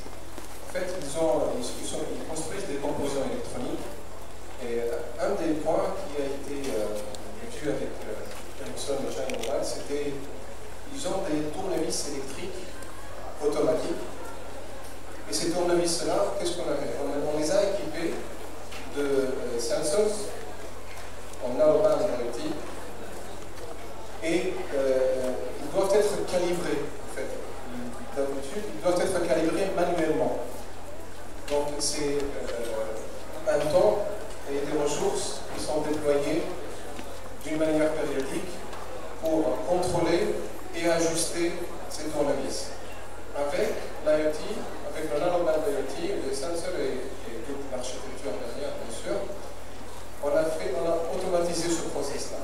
Et du coup, ils ont gagné sur le temps et sur la disponibilité des ressources. L'autre point que dont je voulais parler, c'est l'IoT. Mais en particulier de l'industrial IoT. Parce que l'IoT, comme vous voyez à gauche, il vise plusieurs secteurs. Dans les utilities, dans les consumers, les smart buildings, les smart cities, donc on parle pas mal ces derniers temps, dans le transport, logistics, mais dans le industrial. En 2013, on a fait un proof of concept avec une entreprise minière en Suède. Et à partir de Barcelone, avec du AR, augmented reality, avec l'augmented reality, à partir de Barcelone, avec les goggles, on arrive à contrôler une grue qui va creuser dans le sable, qui se trouve en Suède. Donc ça, c'était le premier aspect de l'industrial. Et le besoin, c'était quoi? C'était une fiabilité de connexion. On avait besoin de beaucoup de fiabilité et de low latency. C'était les premiers critères majeurs importants pour accomplir ce genre d'activité. Et sur la droite, vous voyez que chaque IoT-like industry, elle a des critères plus ou moins différents, mais tous se joignent bien sûr en partie de reliability, fiabilité et qualité de service. Donc c'est très important que pour arriver à ça, les opérateurs deviennent un acteur majeur. Parce que l'IoT, dans l'industrie, elle est vue comme étant aussi encore cellulaire. Ericsson a fait beaucoup de développement aussi sur l'IoT. On a pris un peu de temps pour arriver à se mettre au cœur d'un écosystème IoT. Parce que nous voyons que ce qu'on pourrait apporter, c'est le hub d'un système IoT end-to-end. Et on se positionne, on est entre les edge of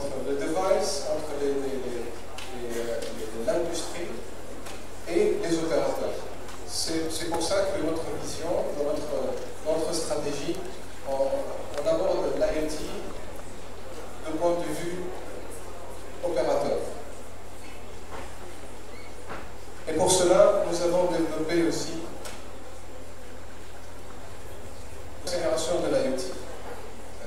Si vous voulez bien cliquer sur la vidéo, nous avons préparé tous nos produits à partir de cette année qui deviennent IoT compatibles.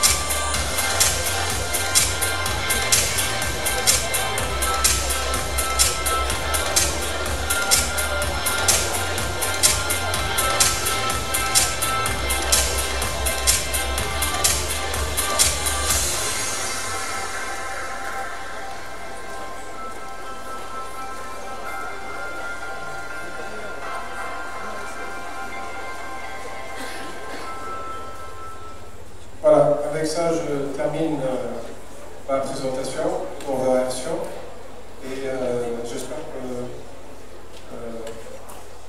qu'on aura une bonne session par la suite.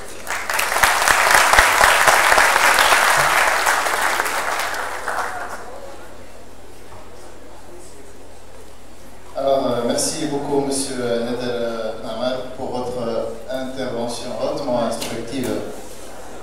Alors, je prie nos invités de relâcher un tout petit peu l'atmosphère, parce que maintenant, on ne va pas solliciter vos cerveaux, mais plutôt vos cœurs. Alors, je ne sais pas si tous ceux qui sont présents ici savent à quel point cette édition est importante pour nous. En fait, elle ouvre des portes, mais elle ferme d'autres. C'est la première édition dans le nouveau logo des Sup'Com, mais c'est la dernière chapeautée par notre cher directeur. Je dis cher et je l'assume, parce que je sais que tous ceux qui sont ici et qui ont eu l'occasion de le connaître ont connu en lui quelqu'un qui mérite d'être respecté, honoré et simplement aimé. On vous aime.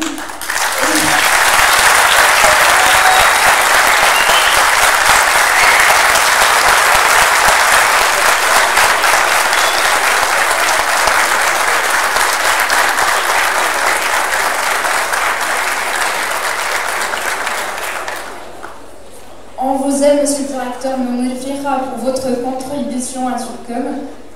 Bon, je ne suis pas vraiment quelqu'un de trop émotionnel, c'est pour cela qu'on a confié cette tâche à ma chère collègue.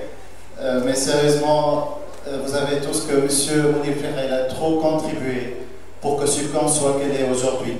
Il a donné de son temps, de son énergie, pour qu'on arrive aujourd'hui à parler de l'école, la première, la plus prestigieuse en Tunisie dans ce secteur, le domaine d'éthique. Il a permis aussi d'offrir aux étudiants une ouverture à l'international grâce au programme de la double diplomation intermobilité. On voulait juste vous remercier, monsieur, énormément, et tout simplement dire que vous allez vraiment nous manquer. J'invite le président du comité d'organisation du forum à nous rejoindre.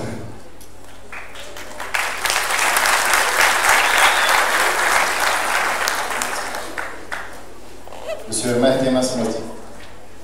Ici, nous invitons le comité d'organisation du forum Sup'Com 2017.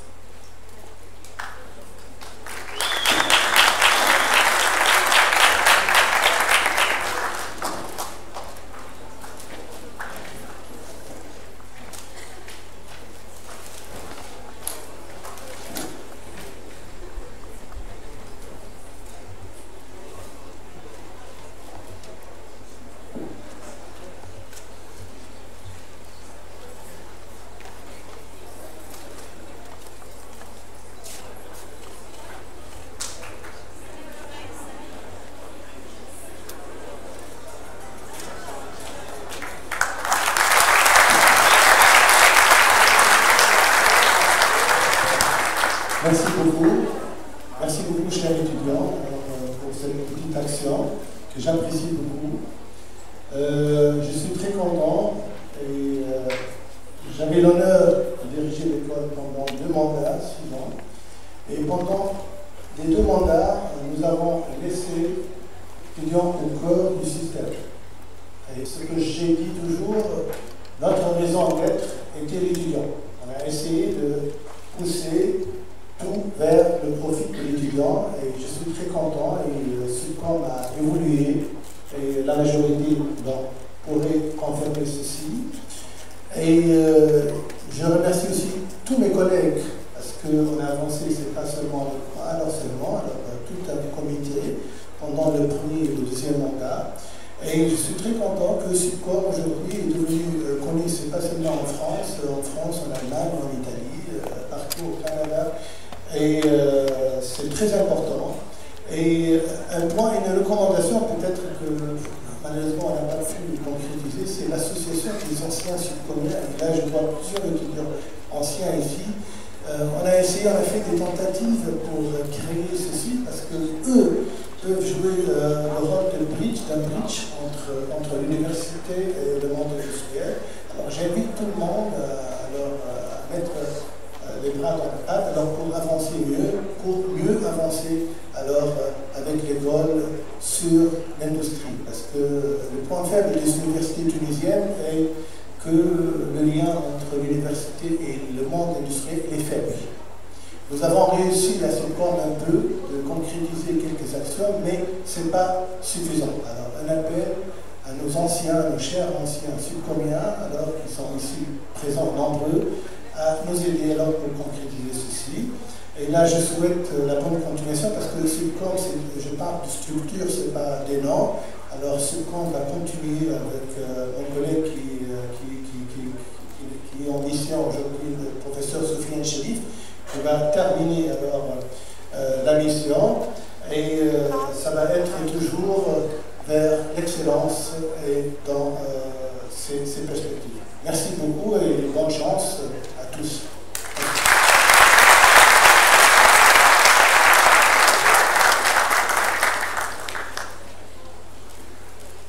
Merci beaucoup tout le monde. Alors, nous passons maintenant à la table ronde relative aux Connected Society Challenges and Opportunities. Nos chers invités vont débattre les challenges et opportunités pour la Tunisie à l'ère des sociétés connectées et la 4e révolution industrielle. Nous invitons M. Hatem Boulabia pour animer ce débat. Pour ceux qui ne connaissent pas, M. Hatem Boulabia est le directeur général de Get Wireless depuis 2002. Il a été précédemment le directeur technique d'un projet au Maroc, chapeauté par Siemens, et a travaillé comme consultant à Mobilecom Professionals Incorporated pendant un an. Merci pour la présentation. Donc là, tout de suite, j'invite les panélistes. Bon, je commence par Monsieur Neder Blama, il est parti. Alexandre. Neder. On a un absent. Donc ensuite, si Marie. Monsieur Jeannot Christian de Sup'Com, Monsieur Ahmed Ben Ali de Sup'Com, Monsieur Mohamed Ben Ahmed de ST, Monsieur Pascal Gomer et Madame Sahab.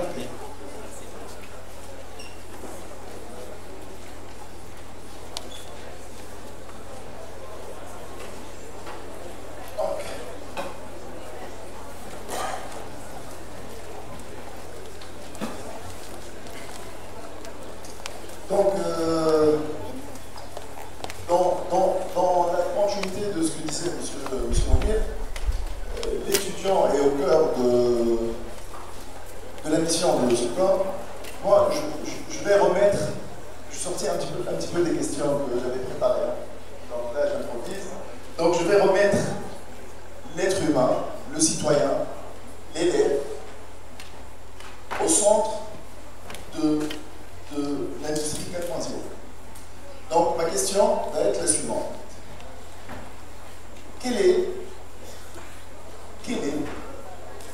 d'enseignement, quelle est l'éducation qu'on va avoir dans un monde 4.0, avec les big data, avec la nanotechnologie, la biotechnologie.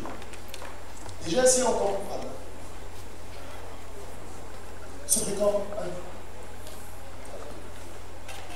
j'avais mis... Ah, on a changé de... Ah, là, on a changé.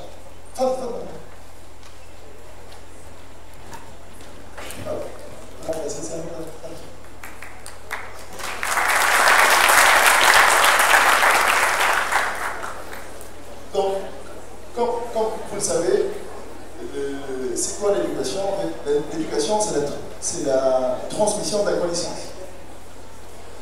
Déjà, j'étais à Paris la semaine dernière et je suis monté dans une Tesla avec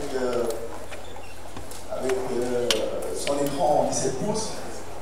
Et je l'ai comparé avec, disons, ma vieille Clio, pour ne pas citer. Et déjà, on voit tout de suite que la Tesla part favorite, on est d'accord. Donc ma question est la suivante. Dans l'éducation de demain, est-ce qu'il va y avoir des disparités entre un élève ou un étudiant connecté et quelqu'un qui n'a pas les moyens d'être connecté? Déjà, on sait très bien que dans le monde de l'université de l'éducation, les élèves qui arrivent, on les appelle les barbares, on est d'accord? C'est les barbares qui arrivent, on doit éduquer. Est-ce qu'aujourd'hui, on est toujours dans cette philosophie, ou bien est-ce que c'est nous les barbares, et ces étudiants-là, qui sont là pour nous éduquer, nous, dans ce monde et dans cette industrie? Donc, je voulais recentrer le débat sur l'éducation, je sais que c'est un exercice de réflexion, et sur qui sera M. Mounir Fekha dans une dizaine d'années. Est-ce qu'il aura les mêmes prérogatives? Est-ce qu'il aura à gérer les mêmes emplois de temps, les mêmes étudiants? Et comment ces étudiants, ces élèves vont civiliser nous, les barbares, qui ont plus de 40-50 ans? Voilà. Donc, j'ouvre ce débat. Je commence avec peut-être, c'est à lui le professeur, lui fasse question, mais essayons petit à petit. Allez-y, pardon.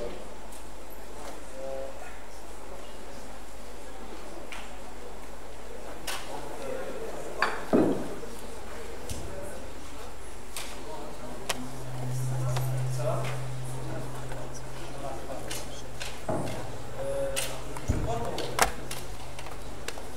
peut tous profiter de l'environnement qui va nous être offert, et déjà en fait en place, pour enseigner ces technologies nouvelles c'est l'enseignement étudiant et tout ça. À mon avis, déjà on voit ça pour certains d'entre nous qui font ça dans les cours qu'on enseigne.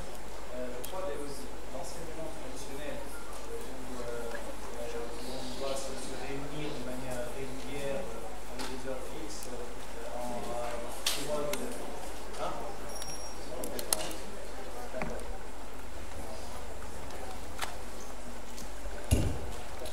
Ok, c'est bon, c'est mieux ça.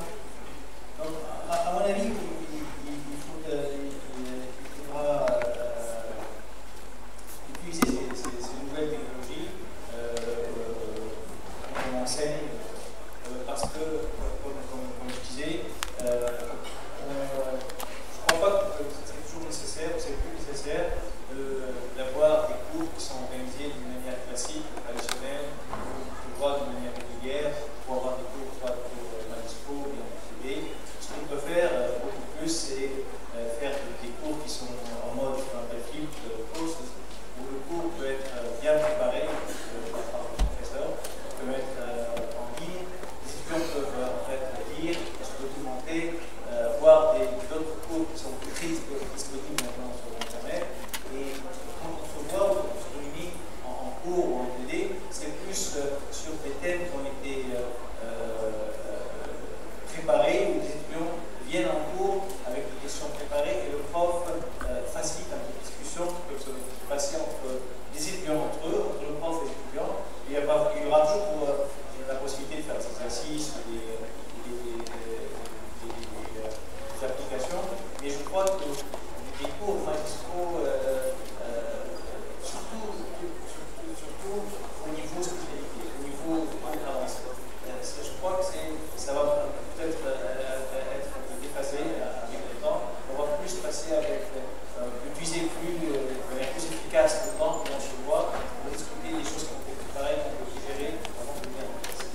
ça, c'est au niveau enseignement. Bon, j'ai une institution de recherche aussi, donc on peut laisser ça pour la deuxième phase.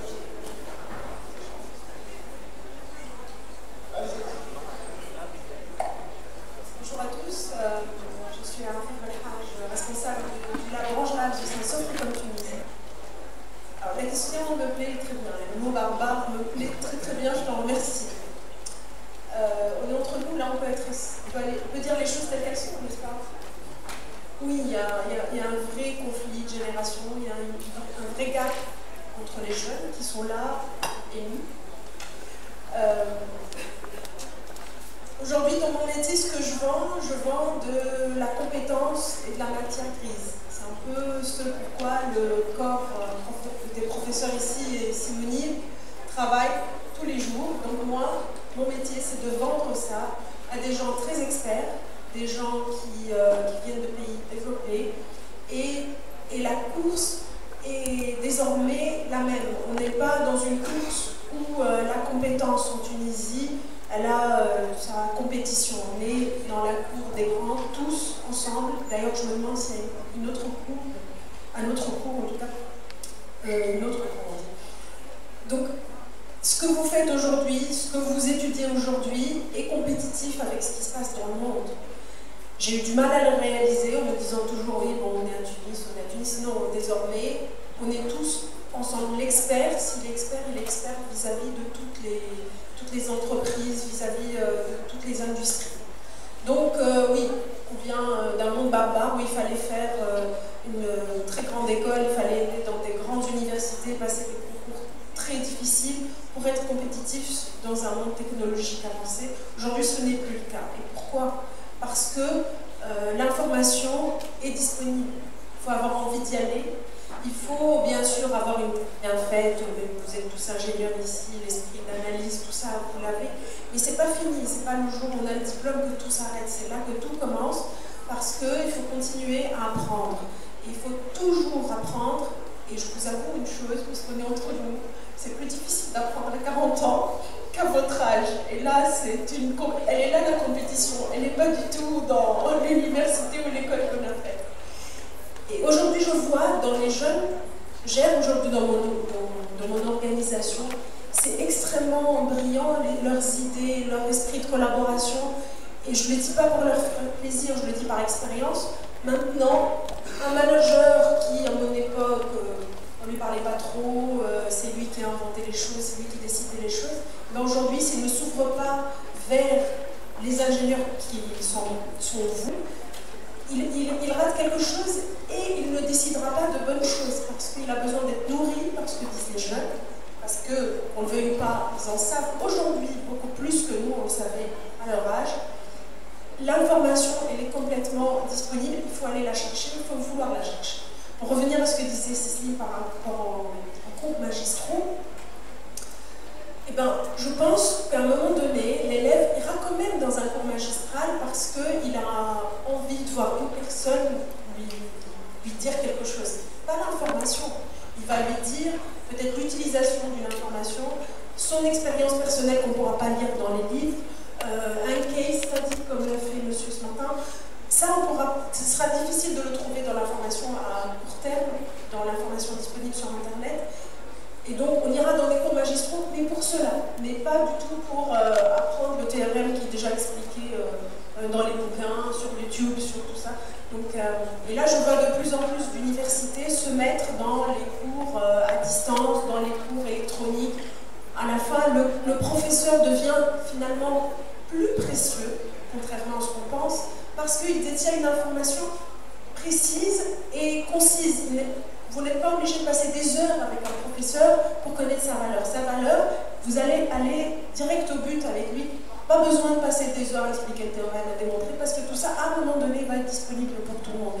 Donc l'école, pour répondre à ta question, l'école reste bien sûr, j'y crois, centrale dans le partage de l'information, mais elle aura un rôle beaucoup plus concis, beaucoup plus chirurgical, j'ai envie de dire. Merci à vous. Monsieur Jean. Christian Jeannot, je suis directeur de Sup'Com. Alors, merci pour le témoignage que vous avez fait. Je vais tout à fait dans ton sens sur apprendre à apprendre.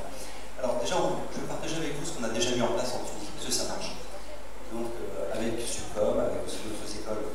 Donc, nos experts donnent des cours à Sup'Com, ils accompagnent le professeur, ce qui permet à la fois d'apporter l'expertise de l'entreprise dans l'école, et la partie pratique est faite maintenant, enfin depuis maintenant 3-4 ans, à Sup'Com, ce qui permet d'accéder immédiatement à nos technologies par nos experts dans des modes projet. Et en fait, je rebondis un petit peu sur ça, parce que moi, ce qui me fait beaucoup réfléchir en ce moment, c'est cette génération Y, cette génération Z.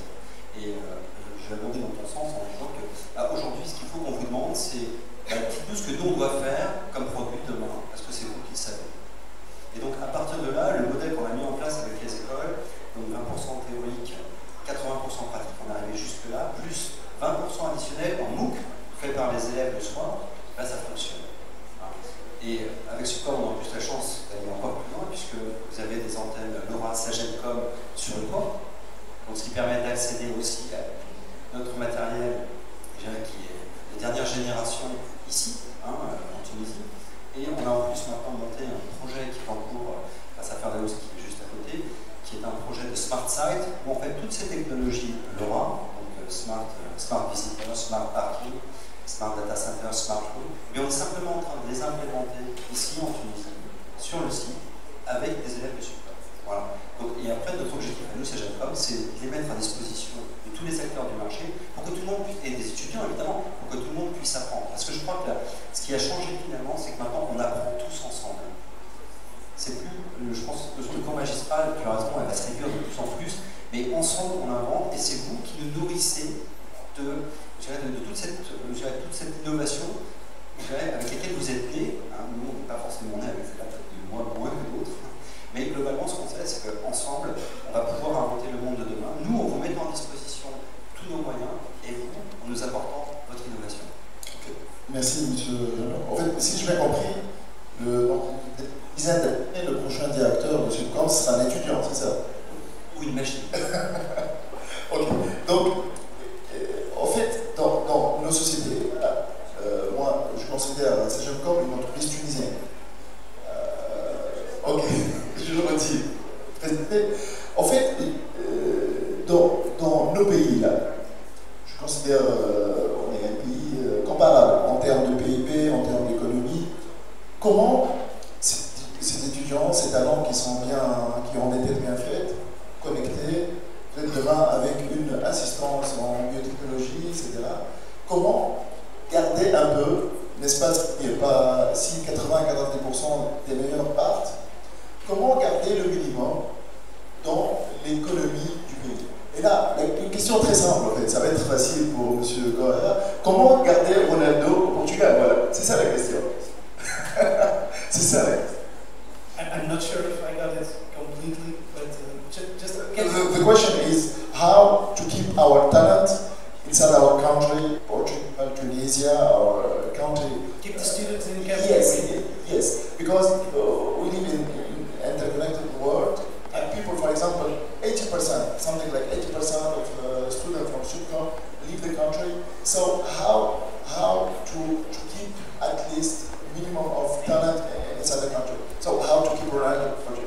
I got the question. So getting back to your first question, just to give some notes on I thought I understood what we were talking about, and we heard about teachers. It's their 98. I think we got very good answers.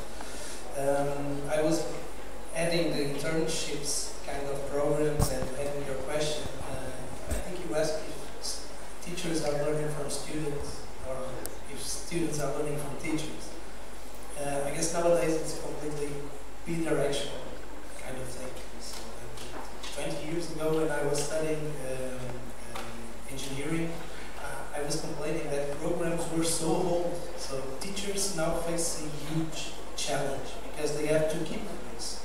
And it's not difficult to compete with a 17-year-old guy that uses a mobile phone and is aware of everything. So teachers have 3-4 times the effort they had, some years ago.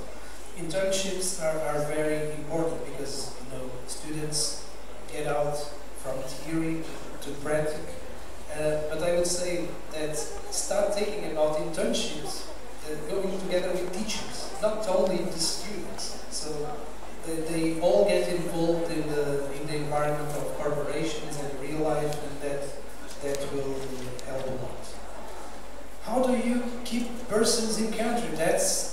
tough question for countries, you know, like Portugal or Tunisia or emerging countries, when you have so much attractive propositions from countries that are going to pay you the triple that you can earn in countries. So it's a challenge. I think that is a matter that respects to governments, respects to politics, respects on creating good institutions like you are creating here in Sup'Com that can help boosting the local economy. So it's a long cycle, a long process. It's not something that you will change from a day to another or 2 years, or 2 or 3 years. I guess Tunisia must continue, keep going this kind of road, always aiming for innovation, always bringing students and joining students to corporations, because I see these two questions, the first one and the second, is totally important. It's that kind of feeding process, universities, companies, government, politics, that merge all together and start fixing people inside the country. I think people, every person loves their own country, so they only live essentially by, you know, financial kind of motivations, 90% of the cases.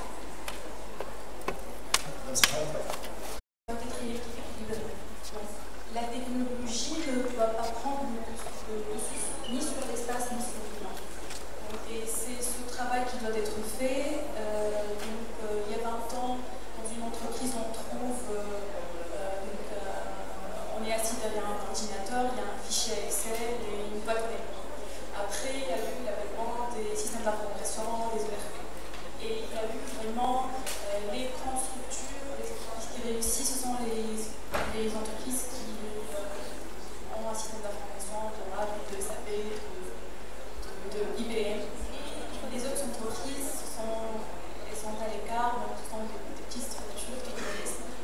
Donc après, il y a eu le cloud. Même les petites structures ont des solutions qui vous permettent de compenser, d'être compétitifs. Et donc, là, le challenge, c'est pas l'acquisition des systèmes, mais c'est comment garder les talents, comment créer cet environnement favorable, comment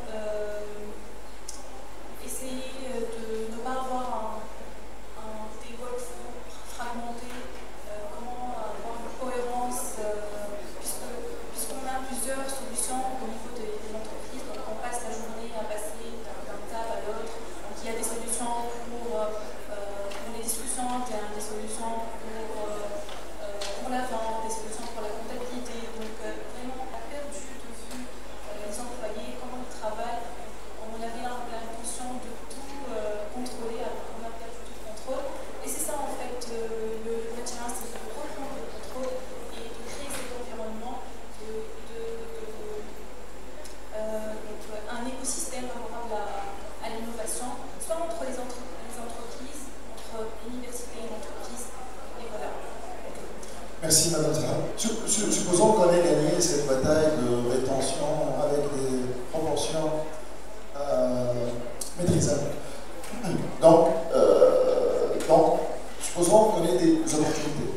On sait que déjà dans l'industrie, disons 3.5, le premier qui rafle tout.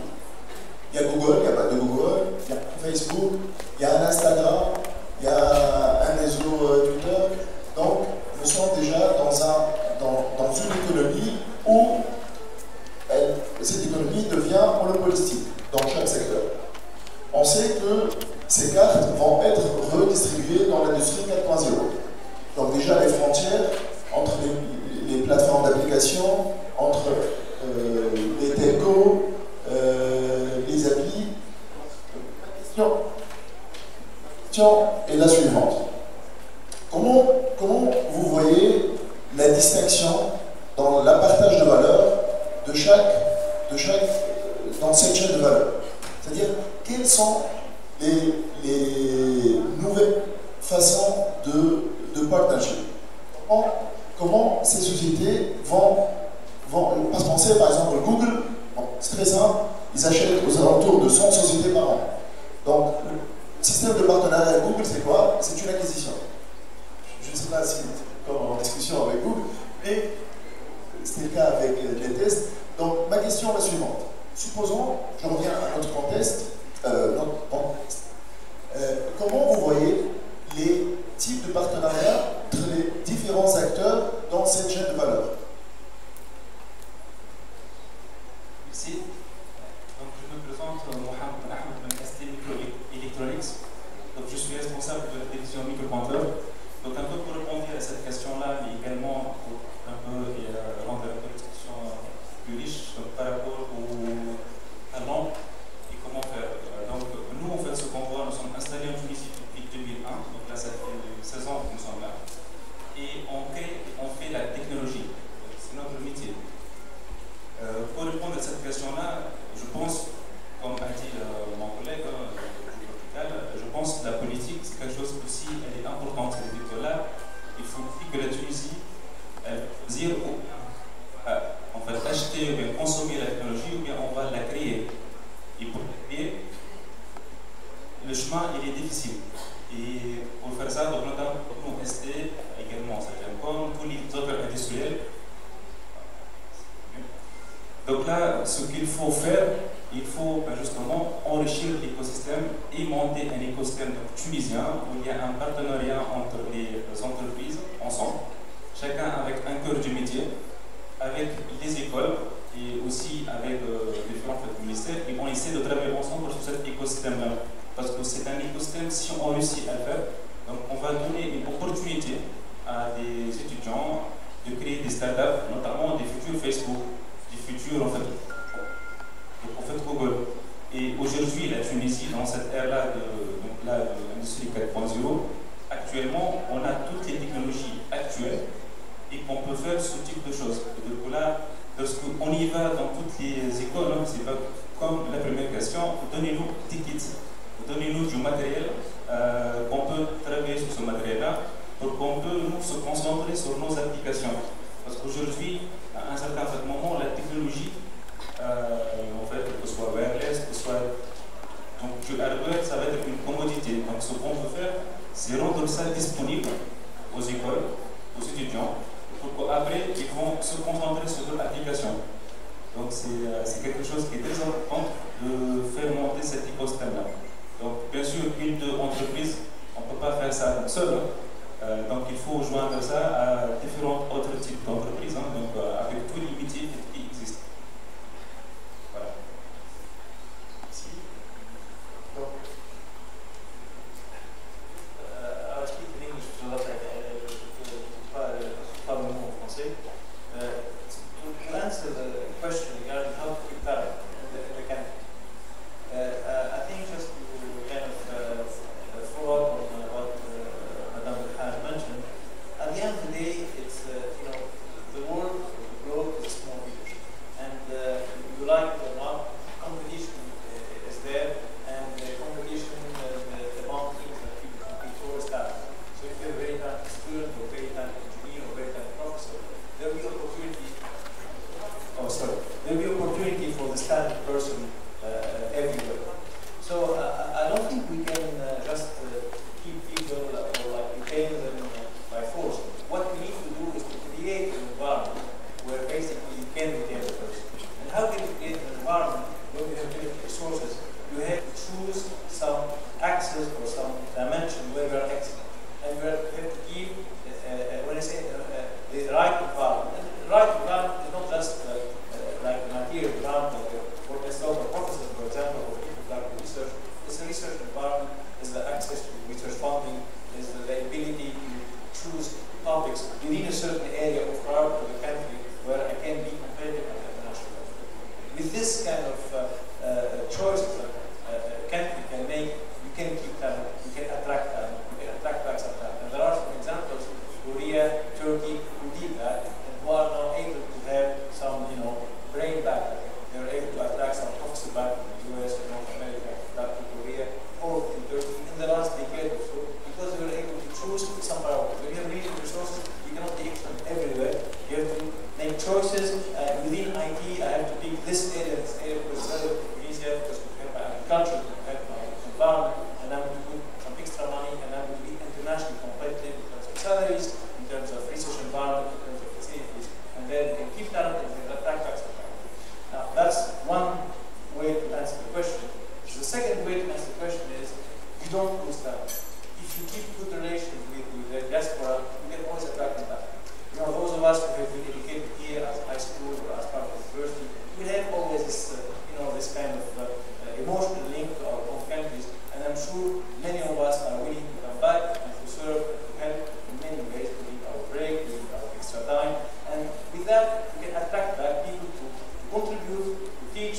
as professors to be part of consulting activities for national companies, and maybe to open like basically antennas or branch campuses for these universities when there is some resources to attract some of them.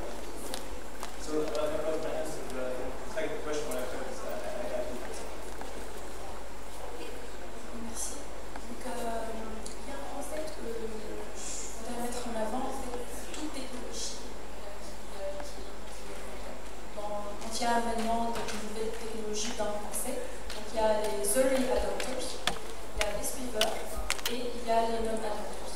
Et je pense pour créer cet écosystème et cet environnement, il faut s'attaquer aux disparités entre les early adopters et les non-adopters. On ne peut pas, dans un monde où il y a déjà des sommes énormes, des investissements qui se font dans la téléportation, et nous, dans notre environnement, il y a des personnes qui n'ont pas encore accès à l'électricité. Donc, il faut s'attaquer à ces disparités. Donc, ça revient à poser la question, par exemple, dans une start-up, est-ce qu'on va opter pour le growth ou la profitabilité? Est-ce qu'on va accélérer notre croissance ou opter pour croître petit à petit en faisant de petits revenus? Donc, et c'est ça. Bien sûr, il n'y a pas une réponse à cette question. On ne peut pas choisir le growth, la profitabilité. Tout dépend du contexte, tout dépend du besoin. Mais je pense que là, c'est le gouvernement et les entreprises doivent travailler main dans la main. Donc je pense que pour le gouvernement, il doit choisir la profitabilité, s'attaquer aux disparités entre les classes, donc les disparités au niveau des technologies et tout ça. Et pour le secteur public et les entreprises, donc elles peuvent s'attaquer à la croissance, augmenter les expectations. Voilà, donc elles peuvent se permettre de faire ça, alors que le gouvernement, je pense, doit favoriser un écosystème d'innovation pour maintenir cette année. Je tiens à ma deuxième question, c'est-à-dire quels sont les nouveaux types de partenariats. Aujourd'hui, dans la chaîne de valeur, ceux qui raflent le maximum de valeur, c'est au bout de la chaîne, côté client, on est d'accord, pas côté infrastructure. Donc cette chaîne de valeur, il va y avoir les big players qui vont se partager ce bon gâteau. Ma question est la suivante, comment trouver les nouvelles formes de partenariat dans cette jeune valeur pour que cette valeur soit, on va dire, partagée de façon beaucoup plus équitable. Je prends le cas des telcos. Les telcos, ils deviennent de plus en plus des utilities. Orange va ressembler beaucoup plus à la steak, pareil pour TT et les autres. Donc d'une part, on a une érosion de l'équitable des infrastructures orientées. D'autre part, on a une entreprise comme Google, Apple, qui ont des cash de 250 milliards de dollars, donc ils peuvent tout racheter dans toute cette chaîne de valeur. Donc la question, et là je remets nos pays sur la table, où peuvent survivre les petites entreprises. Juste je rebondis sur les startups. Une startup, pour commencer, on ne fait pas le choix, d'après ma humble opinion, le choix, c'est pas le growth, je pense, c'est pas le growth ou la profitabilité, le choix, c'est le choix de la viabilité. Une startup, c'est d'abord vivre, quel que soit, avec un peu de croissance ou un peu de profit, mais il faut vivre d'abord. Donc ma question qui est sur la table, comment redéfinir ces partenariats entre les différentes chaînes de valeur?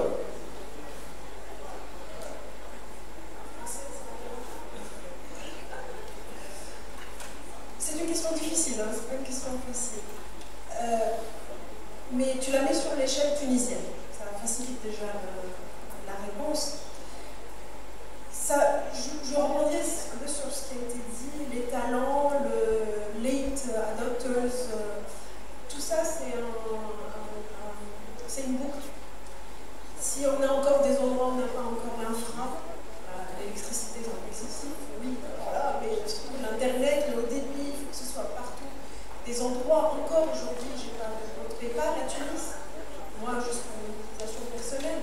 Que dire, t'imagines si on a un groupe PayPal, qu'est-ce que les startups peuvent faire avec ça, comment elles peuvent se faire payer. Les talents partent parce que justement il n'y a pas ça. Maintenant tout à l'heure, Sidabé, il a dit, ça me rassure, je l'écoute et j'écoute le ministre dire ça, c'est que l'infra va s'améliorer. Il nous faut une infra. On ne peut pas faire un projet au berge du lac, c'est pas possible. Un projet, une start-up ou un commercial qui veut inventer une idée, la vendre, il ne peut pas le faire à Tunis autour de la fibre optique, c'est pas possible. Il faut que le client ait accès à ça. Tant que le client n'a pas accès à ça, et qu'il a un marché très favorable, le mobile en Afrique et en Asie, en effervescence, et nous on est des clients mobiles, en France, en Europe, ils sont moins mobiles que nous. Nous on voudrait tout faire sur le mobile, donc l'opportunité elle est là. Comment créer cet écosystème? Je ne sais pas si on sait répondre, il faut l'infra. Commençons par mettre l'infra. En Tunisie, apparemment, la transformation est en cours et l'infra va se mettre en place. Il faut ouvrir le cadre juridique. Une start-up aujourd'hui qui a envie de se lancer, qu'est-ce qu'elle peut faire? Elle va aller, si même une niche, elle ne peut pas la cibler. Comment faire payer? À la fin, il faut être payé. Il ne faut pas compter sur le cash. Donc voilà, il y a un gap. Il faut commencer par le serrer un petit peu. Ensuite, pour répondre à tes questions, comment les entreprises vont se mettre autour de ça? Aujourd'hui, ça fait pas que je parle de mes collègues, peut-être que toi aussi, le jour où vous avez une start-up qui a une super idée, tu as envie de mettre de l'argent, tu as envie de l'aider, tu as envie de mettre des ingénieurs avec eux. Aujourd'hui, ils ne font pas la queue devant nos portes, parce que justement, tout problème d'infra dont je vous dis. Donc, si ça change, même, on va répondre à ta question en disant on va se mettre de la table. Peut-être pas, on va travailler ensemble en entreprise parce qu'il y a des concurrents, puis on a des. Mais nous allons nous y mettre, nous allons mettre de l'argent, nous avons de grands groupes derrière nous qui voudraient investir dans un marché aussi presque facile que la Tunisie. Et on n'arrive pas à faire le pas. Aujourd'hui, une start-up, il faut aller la chercher. Nous, on a un projet qui vient nous voir, on dit nous, on voudrait avoir un hub de technologie, d'innovation, et on a des budgets qu'on voudrait dépenser dans vos pays. Et bien, on a du mal à les trouver. C'est pas qu'ils n'existent pas. Ils n'ont pas l'infra qu'il faut. Ils te disent oui, moi j'ai une entreprise légalement ouverte et tout, et qu'est-ce que je peux faire? Même si tu lui donnes l'argent, il ne sait pas quoi faire avec. Donc, je pense que ce déclic, on en a besoin. Je suis très rassurée, j'écoute monsieur le ministre, la BEB et tout. On me dit oui, ça va. Je pense que là. L'autre jour, si David disait on n'a pas un compte PayPal, oui, mais ça tient peut-être à très peu finalement. Si on a un compte PayPal, tu imagines tous les jeunes qui sont là et dehors, ce qu'ils pourraient faire. J'espère que ça répond à tes questions et que ça lance un petit peu le débat. So, before talking, just making sure I understood what was your question or topic. So you mentioned that there are big players like Facebook and Google taking a big slice of where we are going, the value chain. So there are players in the value chain and chapters in the value chain. And your question was how things are changing, or my question is how to change the partnership model of these all players in the value chain. First of all, I think the value chain around IoT will keep much like as we saw today in several presentations, my presentation and Eric's presentation. There will always be a place and role for the device manufacturers, for the telcos with the connectivity, the software components, the security layers, all of that. What is really changing? Probably it's the value of each block. So we are recently seeing giants like you mentioned Facebook and others. Facebook some years ago, you remember they acquired WhatsApp for billions, which was crazy. WhatsApp was a company of 43 people, and they were buying because of the total number of users they got on the application. What they did with that? I guess nothing. WhatsApp keeps running, Facebook keeps running, but there was a perception of value on the number of users. Now we have a new paradigm. We are talking about data. So on that value chain, data is more and more a tremendous value. And even the business models of those giants is changing. So Facebook is very aware of that. Google has the top data in the world.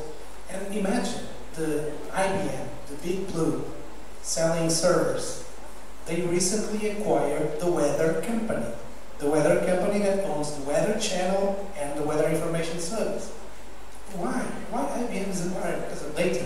Imagine the business they can take out and the business, stuff they can create with all that information of weather. Because every industry uses weather.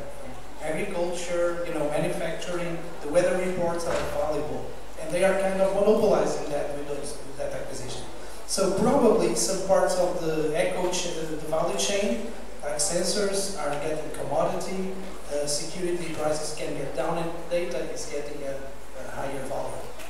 Okay? But I think the place for each player will maintain. System integrators, telcos, everyone, someone needs to glue everything, and someone needs to be nearby each implementation, nearby each organization, nearby each customer, providing the ICT kind of service. For you, the good model of partnership is to acquire. No, I think even Google or Facebook, they don't want to play the other pianos on the value chain. They don't care about that. They want to keep data and playing on that role. So they know that to deliver some projects or to deliver something, they need to partner with the remaining partners on the value chain. I believe no one has to be so stupid to say I can do it all by myself. It will fail. If someone comes to you and say, no, I can do everything that I do, the devices, communications, stop doing that. Don't believe that guy, because we tried it and we know that we need to partner with all those guys on the value chain.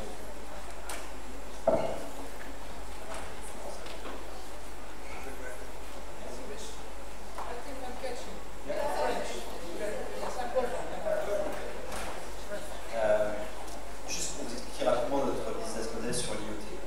Sur l'IoT, vous savez, Sup'Com, nous, on se définit comme des enablers. Ça veut dire sur l'IoT. Ça veut dire quoi? Ça veut dire qu'on a les gateways. Yeah, okay. So, sorry, I'm going to speak English. Donc, ce que je disais, c'est que Sup'Com, aujourd'hui, nous sommes des enablers. Ça veut dire quoi? Ça veut dire que nous avons les gateways, d'accord, l'aura. Nous avons aussi un certain nombre d'équipements dans la value chain, mais ce qui fait vraiment notre force, c'est notre marketplace. C'est pas nos gateways. Et plus le marketplace est fort, riche en termes de diversité, plus on est capable d'adresser des verticales différentes et donc de permettre à nos clients de trouver une réponse à leurs besoins. Et c'est vraiment cette force-là. Je vais donner une expérience personnelle pour le groupe Sup'Com. Quand j'ai voulu croître en Tunisie, au départ, moi, quand je suis arrivé, on était 200. Aujourd'hui, on est 600. Mais il y a des moments où vous atteignez une limite. La limite, c'est déjà que c'est un marché débutant, d'une part, et puis d'autre part, c'est que vous pouvez toujours continuer à investir, mais il y a un moment où on atteint une limite qui est que, ok, même si j'ai investi, pour pouvoir monter en compétence, il va encore falloir du temps. Et là, qu'est-ce que j'ai vendu, moi, au groupe? J'ai vendu les autres sociétés tunisiennes. J'ai vendu la force d'un Ardia, de ST microélectronique, la présence d'un certain nombre d'autres acteurs, du CETI ou du CERT. Et à partir de là, on a pu enrichir la valeur grâce à tous ces partenaires locaux. Et qu'est-ce que je vends quand je fais ça? Je vends la Tunisie. C'est tout. Pour en revenir un petit peu à ta question, parce que j'aime bien ta question, et moi je pense que la réponse, elle est là. C'est eux qui l'ont. La réponse est dans la salle. J'ai assisté à un séminaire il n'y a pas très longtemps qui était très intéressant sur le pouvoir grandissant des villes. Aujourd'hui, on a toujours été habitué à parler de la Tunisie, de la France, et en fait, le monde a changé. Avant, c'est le pouvoir des villes. Les villes on voit aujourd'hui une ville qui est en pleine dominante, c'est Paris. Paris avec son écosystème qui grandit, donc Paris dans un rayon de 100 km, qui continue à attirer les talents pour pouvoir en fait devenir ce qu'on appelle une creative city.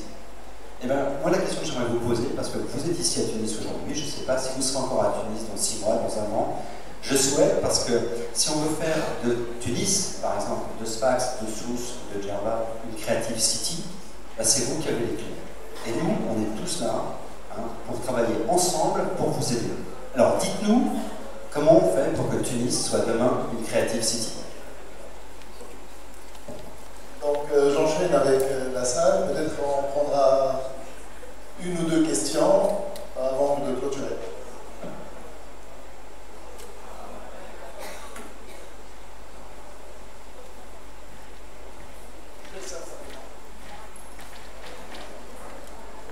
Thank you very much. So I'll be talking in English. It's better because we have one guest that doesn't understand any French. So, may I present myself? I'm Ed Wolski. I'm a marketing manager, engineer, as a background engineer, chemical engineer. I work for Integration Objects. It's a Tunisian company with more than 10 years in experience in data analytics, predictive analytics, big data, and artificial intelligence. Sorry. So we are fully aware about Industry 4.0 opportunities and also what will have as an impact for Tunisia as a in development country or emerging country, and also for the all the African countries. So I would like to add a few points on the matter about how we see the second or the next kind of partnership between small enterprises, small companies, and maybe not very small, but let's say like our company, about 100 people working on it. So us as Integration Objects, actually we have a vision like for Industry 4.0, and as the architecture for Industry 4.0 platform is actually layered by several levels, and each level you have to have a minimum of knowledge and minimum of partnership with other actors in the field. So for example, if I say Integration Objects is already working on Industry 4.0, an artificial intelligence platform working on analytics, this would never be the case if you don't have a good partnership with devices resellers, and then in the second layer with telecommunication people working with us, and also in the other layer for manufacturers and going to the site visit and getting data extracted from that. All this work, all this cycle actually defines the new partnership formula. The good formula that will increase profits for countries, for actually, let's say for companies and then for countries. So the solution for Tunisia is now to look for a consortium, a new strategic consortium between all the sectors. So each sector has a team player, and this team player has to involve some people that know very well about data, how to extract it, analyze it, and to actually make a good use of it. And this we name it as actionable knowledge or excellence in operations. And also, it hasn't actually to omit other actors in the sector. It's not the same case as acquisition for Facebook. No, in this case, you won't have all the actors like working together. So you will have just one big country, big company, like doing all the job. And for Industry 4.0, because the design for Industry 4.0 actually explicitly describes how the work should be done. So the work should be done and should involve all the actors together. But who has the vision? Who has to lead all these good people? It should be data analysts and people working on data analytics. We should just lead. So when we present our partnership program, for example, for resellers, for system integrators and so on, we always tell them, hey guys, we just define the big line, and you guys, you have to give us a hand how we can implement this in this sector and this sector and this sector. And when this will happen in Tunisia, you will find all the engineers staying, because as she said, there will be a good ecosystem in which you will find so many opportunities of working and so much innovation happening without knowing it actually. So this answers directly your second question. And for the first question, if you have an ecosystem and an exchange and this kind of partnership layered in different levels, in different sectors, the education here becomes just online. So yeah, the schools like this, like Sup'Com, like the school where I come from, Inik, Ingabis, and so on, and good, very, very good professors. I think in 10 years or so, or maybe 20 years, the physical structure of universities won't be really the need for the education in Industry 4.0. It will be more about learning online. I got 2 degrees after my engineering, and all of that was through my online education. And I have a good knowledge about what I'm doing because I did that degree, but online. So even in Tunisia, it will be more and more, and I think even Sup'Com and all the engineering schools, and I hope in 5 years they will be implementing some kind of program in e-learning and actually encouraging people to take more courses. We don't have to spend 3 years doing just 1 course. In 3 years we can do 2 courses that can interact together and can give you good profiles for good workers that will be maintained in your country, and they will be working in your platform with your partnership and gaining a lot of money, and Tunisia will be really, really a great country among all the North African countries. And thank you very much.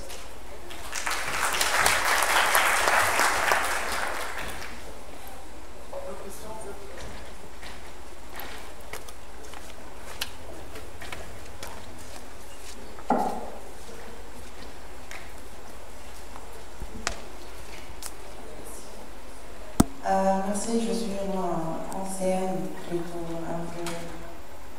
un peu neuve quand même.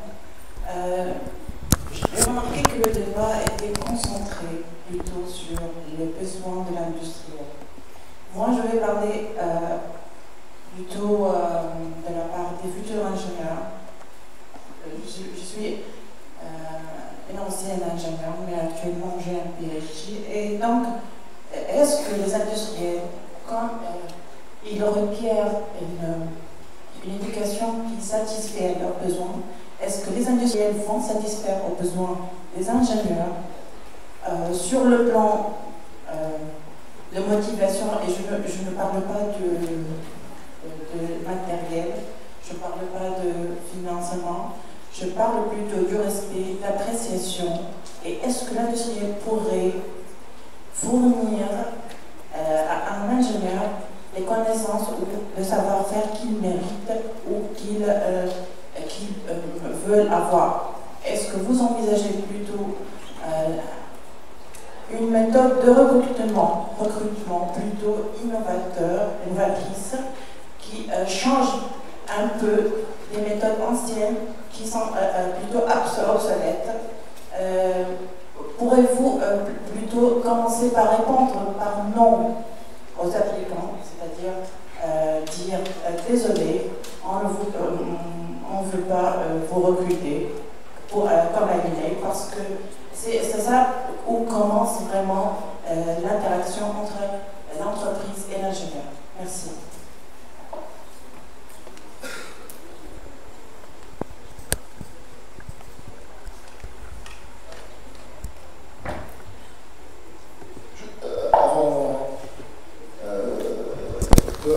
En fait, je reformule les 2 questions. En fait, la question, c'est que, là, en l'occurrence, madame a eu des cours en ligne. Vous étiez dans quel endroit? Vous avez eu une bonne bande passante? Non, par rapport aux cours en ligne.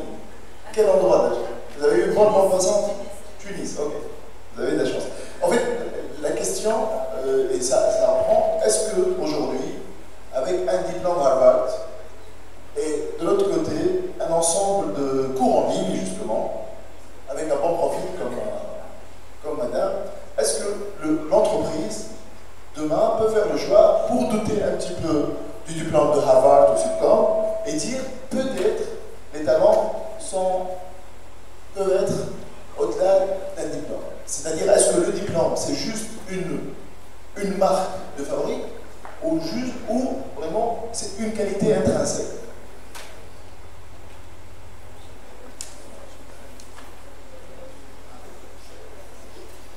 Juste par rapport à notre expérience, donc, pour répondre à cette question par rapport au diplôme. Donc nous, par exemple, en fait, lorsqu'on reçoit des demandes de CV, y compris le diplôme, je pense que le diplôme, ou bien les mots-clés aussi dans un CV, ça permet d'avoir un entretien dans l'entreprise.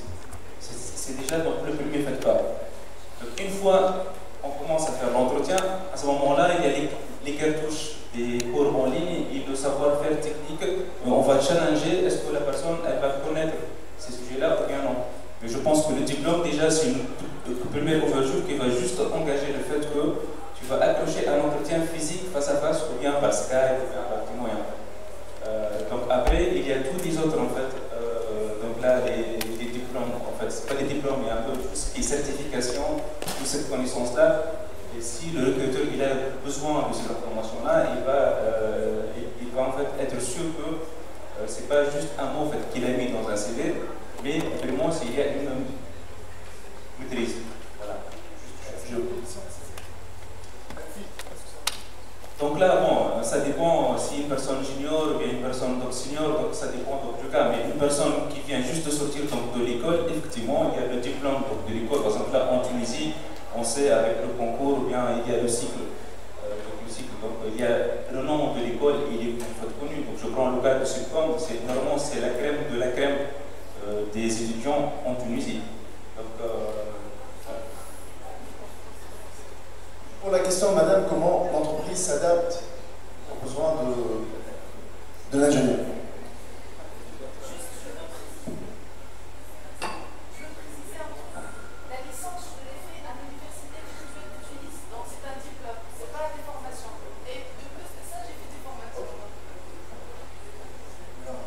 Ce qui a changé, c'est qu'avant, on prenait votre CV, on regardait votre CV. Et effectivement, le diplôme, il apparaît toujours en première ligne. Est-ce que vous vous êtes posé la question, pour ceux qui ont passé des entretiens, combien de questions on vous pose sur votre diplôme? Aucune. Bah non. Pourquoi? Simplement parce que ce qui nous intéresse, c'est trois choses. Un, c'est vos expériences. Qui vous êtes? Quelles sont les expériences que vous allez avoir faites? La deuxième, c'est votre capacité à apprendre et à continuer d'apprendre toute votre vie. Et ça, c'est le troisième point, c'est le potentiel. On ne vous embauche pas pour 1 an, on vous embauche pour 5-10 ans. Inch'Allah. Hein? Mais donc, ce qui est important, c'est votre potentiel. Et votre potentiel, on va le détecter par des mots-clés. Alors, l'école, c'est vrai, c'est intéressant. Mais pour moi, ce n'est pas le plus important. J'ai eu la chance de recruter un jeune, il va avoir 25 ans, il n'avait pas de diplôme. Et par contre, il avait une expérience sur les noyaux Linux qu'aucun de mes gars n'avait. Parce qu'il était passionné. Il habitait à Sfax, il était dans un truc complètement paumé. Et en fait, l'avantage, enfin moi, ma vision des choses, c'est que je pars du principe qu'on n'a pas forcément tous eu l'égalité des chances au départ. On n'a pas tous eu des parents qui ont pu payer nos études. Donc, après, il y a les universités en ligne, et ça nous aide, c'est vrai. Mais d'un autre côté, c'est pas pour ça qu'on n'a pas du potentiel, et c'est pas pour ça que les expériences qu'on a n'ont pas de valeur. Et donc, le seul problème, c'est que, comme dans tout grand groupe, après, pour pouvoir faire rentrer quelqu'un comme ça, c'est plus atypique. Mais pourquoi simplement? Parce qu'il y aura plus de validation en aval par des experts. Mais une fois que la compétence elle est validée par les expériences, on l'embauche. Parce qu'on voit le potentiel, on voit la personne qui veut vraiment réussir et qui a démontré une capacité d'apprendre à apprendre. Et c'est ça la clé.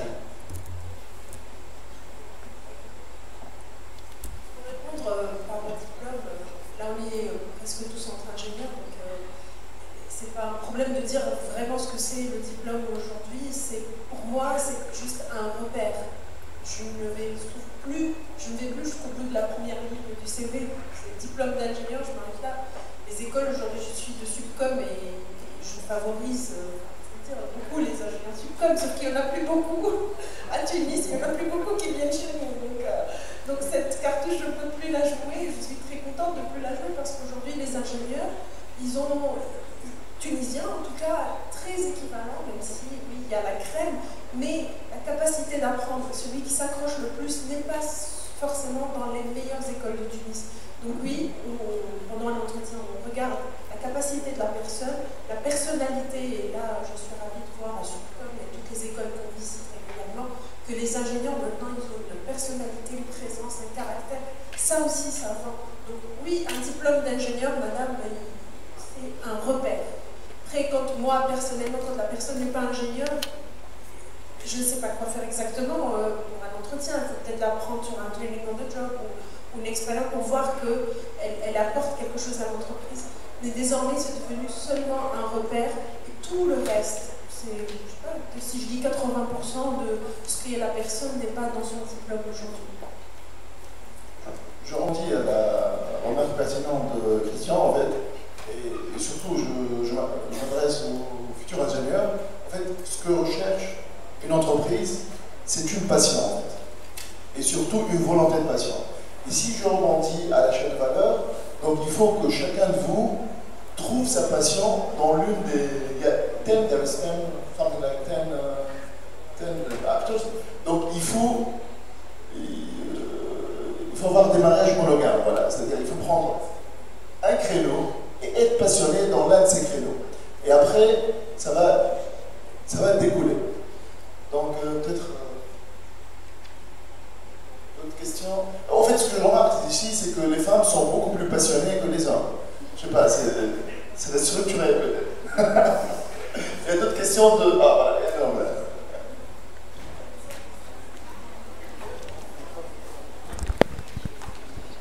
Merci. Je me présente, Gilles, je suis pas de Sup'Com, je suis de l'ENSI. Et je suis DG d'une société française spécialisée dans les services à valeur ajoutée des télécoms. Alors, je vais commencer par parler de l'écosystème et de ce qui manquerait à la Tunisie aujourd'hui pour retenir ces ingénieurs et retenir les sociétés, l'écosystème, etc.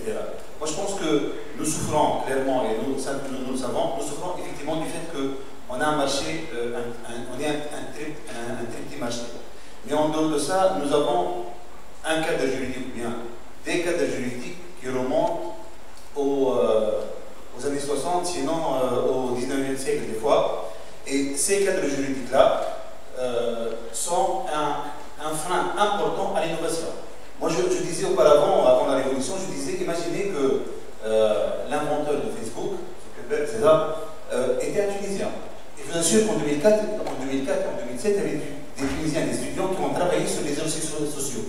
Mais ils ont arrêté leurs travaux parce qu'ils avaient peur d'être emprisonnés à ce moment-là. Parce qu'à ce moment-là, je vais parler en arabe, était considéré comme illégal.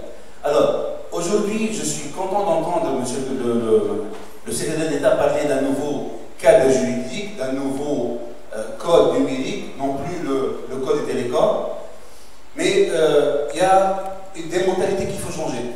La première chose à changer, c'est que l'administration, les Arabes, etc., comprennent enfin que ce n'est pas eux qui sont des faiseurs de business, ce n'est pas à l'administration, et ce n'est pas au ministère, et ce n'est pas au gouvernement, ce n'est pas aux institutions de faire du business, de faire de la créativité. Ils sont tout simplement des inhibiteurs.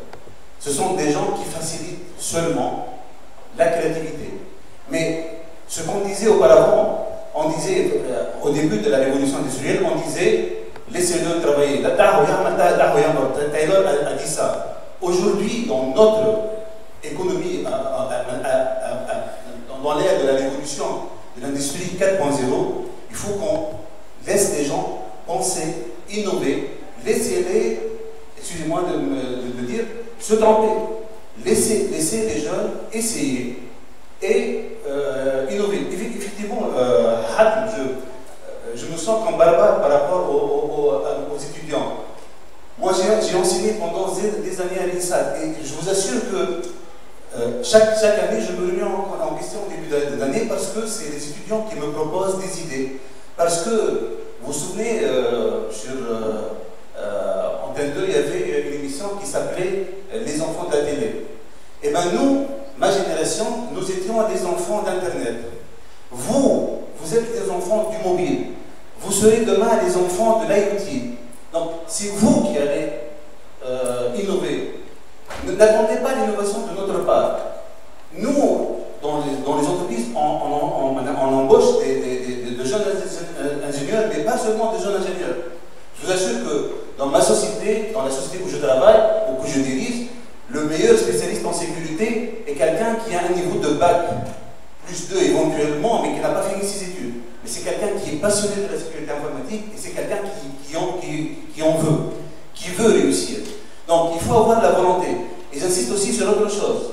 Vous, les étudiants, il faut que vous ayez ce qu'on appelle aujourd'hui les soft skills. on ne parlait pas il y a quelques années. Il faut dire, effectivement, on a besoin de vos diplômes, on a besoin d'un minimum. C'est le bagage que vous mettez dans votre sac à dos. Mais réellement, ce n'est pas ça qui va vous permettre de réussir. Vos soft skills, vos capacités à expliquer, votre capacité à communiquer, votre volonté à surmonter les difficultés, c'est ce qui va faire la différence. Soyez sûr qu'aujourd'hui, ce n'est pas des PhD qui sont en train de diriger les meilleures entreprises, aussi bien en Tunisie que dans le monde, mais ce sont des gens qui ont eu la volonté de réussir, mais qui ont eu surtout la capacité de remonter après 1, 2, 3 et des fois 10, 15 échecs. Il ne faut pas avoir peur de l'échec. Il faut aller et essayer et en fait faire du corps à corps avec notre cadre juridique, notre administration des fois stupide ou mtkhalfa, mais il faut le faire. Ça fait partie du jeu. Et croyez-moi, je vais dire quelque chose. Ne croyez pas que tous ceux qui partent en France ou bien en Allemagne ou bien à l'étranger vont faire du bon travail. Ils vont avoir de la reconnaissance. J'en connais de mes étudiants qui ont réussi à l'étranger, mais j'en connais aussi des gens qui se sont retrouvés à faire un travail en quelque sorte, je dirais, indécent pour un ingénieur. À être un développeur, le développeur, en fin de compte, le nègre de la boîte. Faites attention à ça. Non, on sait bien que les Tunisiens, quand ils ne veulent pas être maçon en Tunisie, mais à l'étranger, ils le font.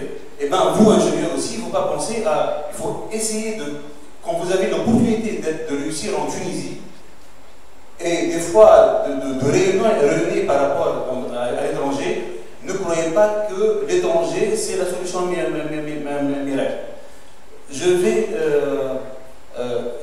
revenir un peu sur l'innovation et sur l'écosystème. Aujourd'hui, je vais être honnête avec vous, nous souffrons dans nos entreprises, nous avons la volonté dans nos entreprises de respecter les compétences, d'embaucher les bonnes compétences, d'encourager les compétences et des fois d'utiliser des méthodes intéressantes au niveau gestion de ressources humaines, au niveau engagement du personnel, etc., etc.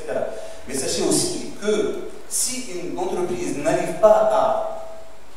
Si une entreprise a faim, elle n'a pas l'écosystème, elle n'a pas les marchés, elle n'a pas le revenu, eh bien, son souci devient de survivre. Et survivre, ça signifie que c'est comme quelqu'un qui est au plein Sahara et qui n'a pas d'eau. Donc c'est quelqu'un qui essaie un peu de trouver un peu d'eau. Et des fois, on a la tête dans le guidon. Et honnêtement, on compte sur vous, les nouvelles compétences, les innovateurs, etc., pour être des vecteurs de développement de nos entreprises.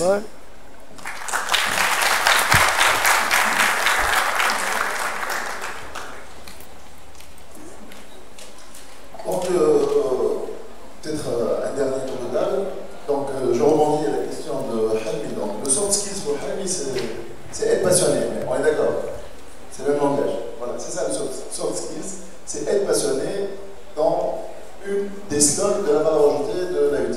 Donc, la dernière question, d'après vous, d'après la taille de l'économie tunisienne, avant-hier j'ai dit 1 point de croissance aux États-Unis, ça fait 5 fois le PIB de la Tunisie.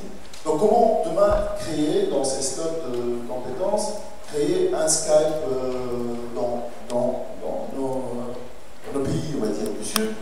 Donc, quel est le slot adapté à la création d'une valeur ajoutée ou d'un big player dans ces slots-là pour un écosystème tunisien? Voilà. Donc, autrement dit, la question, on s'adresse aux étudiants pour leur dire, là, peut-être dans tout ce qui est device, on n'a pas la taille. On sait qu'il y a une grande usine dans le monde qui s'appelle la Chine. Peut-être on n'a pas la taille. Vous me contredirez peut-être une question, je ne sais pas, pour des questions de consolidation. Donc la question, et là on finit pour le table avec ça, si on donne un conseil aux étudiants, quel est le slot adapté à notre écosystème dans notre région? Quel est le slot où il y a encore du potentiel, où il y a encore des scales qu'il faut aller chercher, peut-être pour être achetés Microsoft, etc.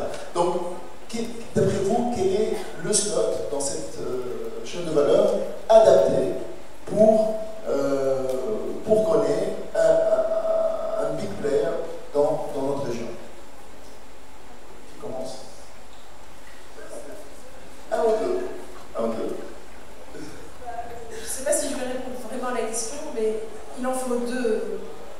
Ce que je disais tout à l'heure, l'infra, on ne peut pas faire sans. Il faut la renforcer urgemment. À mon avis, tout ce qui est applicatif, il y a des choses à faire. On peut devenir, je crois encore, en Tunisie, on peut créer un big player sur une des applications. On a des besoins, je le vois dans la vie de tous les jours. Il y a des choses, si je pouvais les faire à distance, quitte à payer pour le e-commerce, commence à peine, je suis cliente d'ailleurs. Et quand l'application que j'utilise m'ont appelé en faisant beaucoup de précautions, je leur ai dit c'est pas grave, je suis open à toutes les erreurs, je vous aide, je veux avoir du e-commerce par exemple. Donc je pense que sur l'application, la chaîne applicative, on the top, I think we can do things maybe as you said earlier. Il y a un marché, il y a un potentiel extraordinaire, mais comme je te l'ai dit tout à l'heure, ça ne démarre pas. Donc s'il y a deux slots, l'infra qui n'est pas, on ne peut pas le faire tout seul,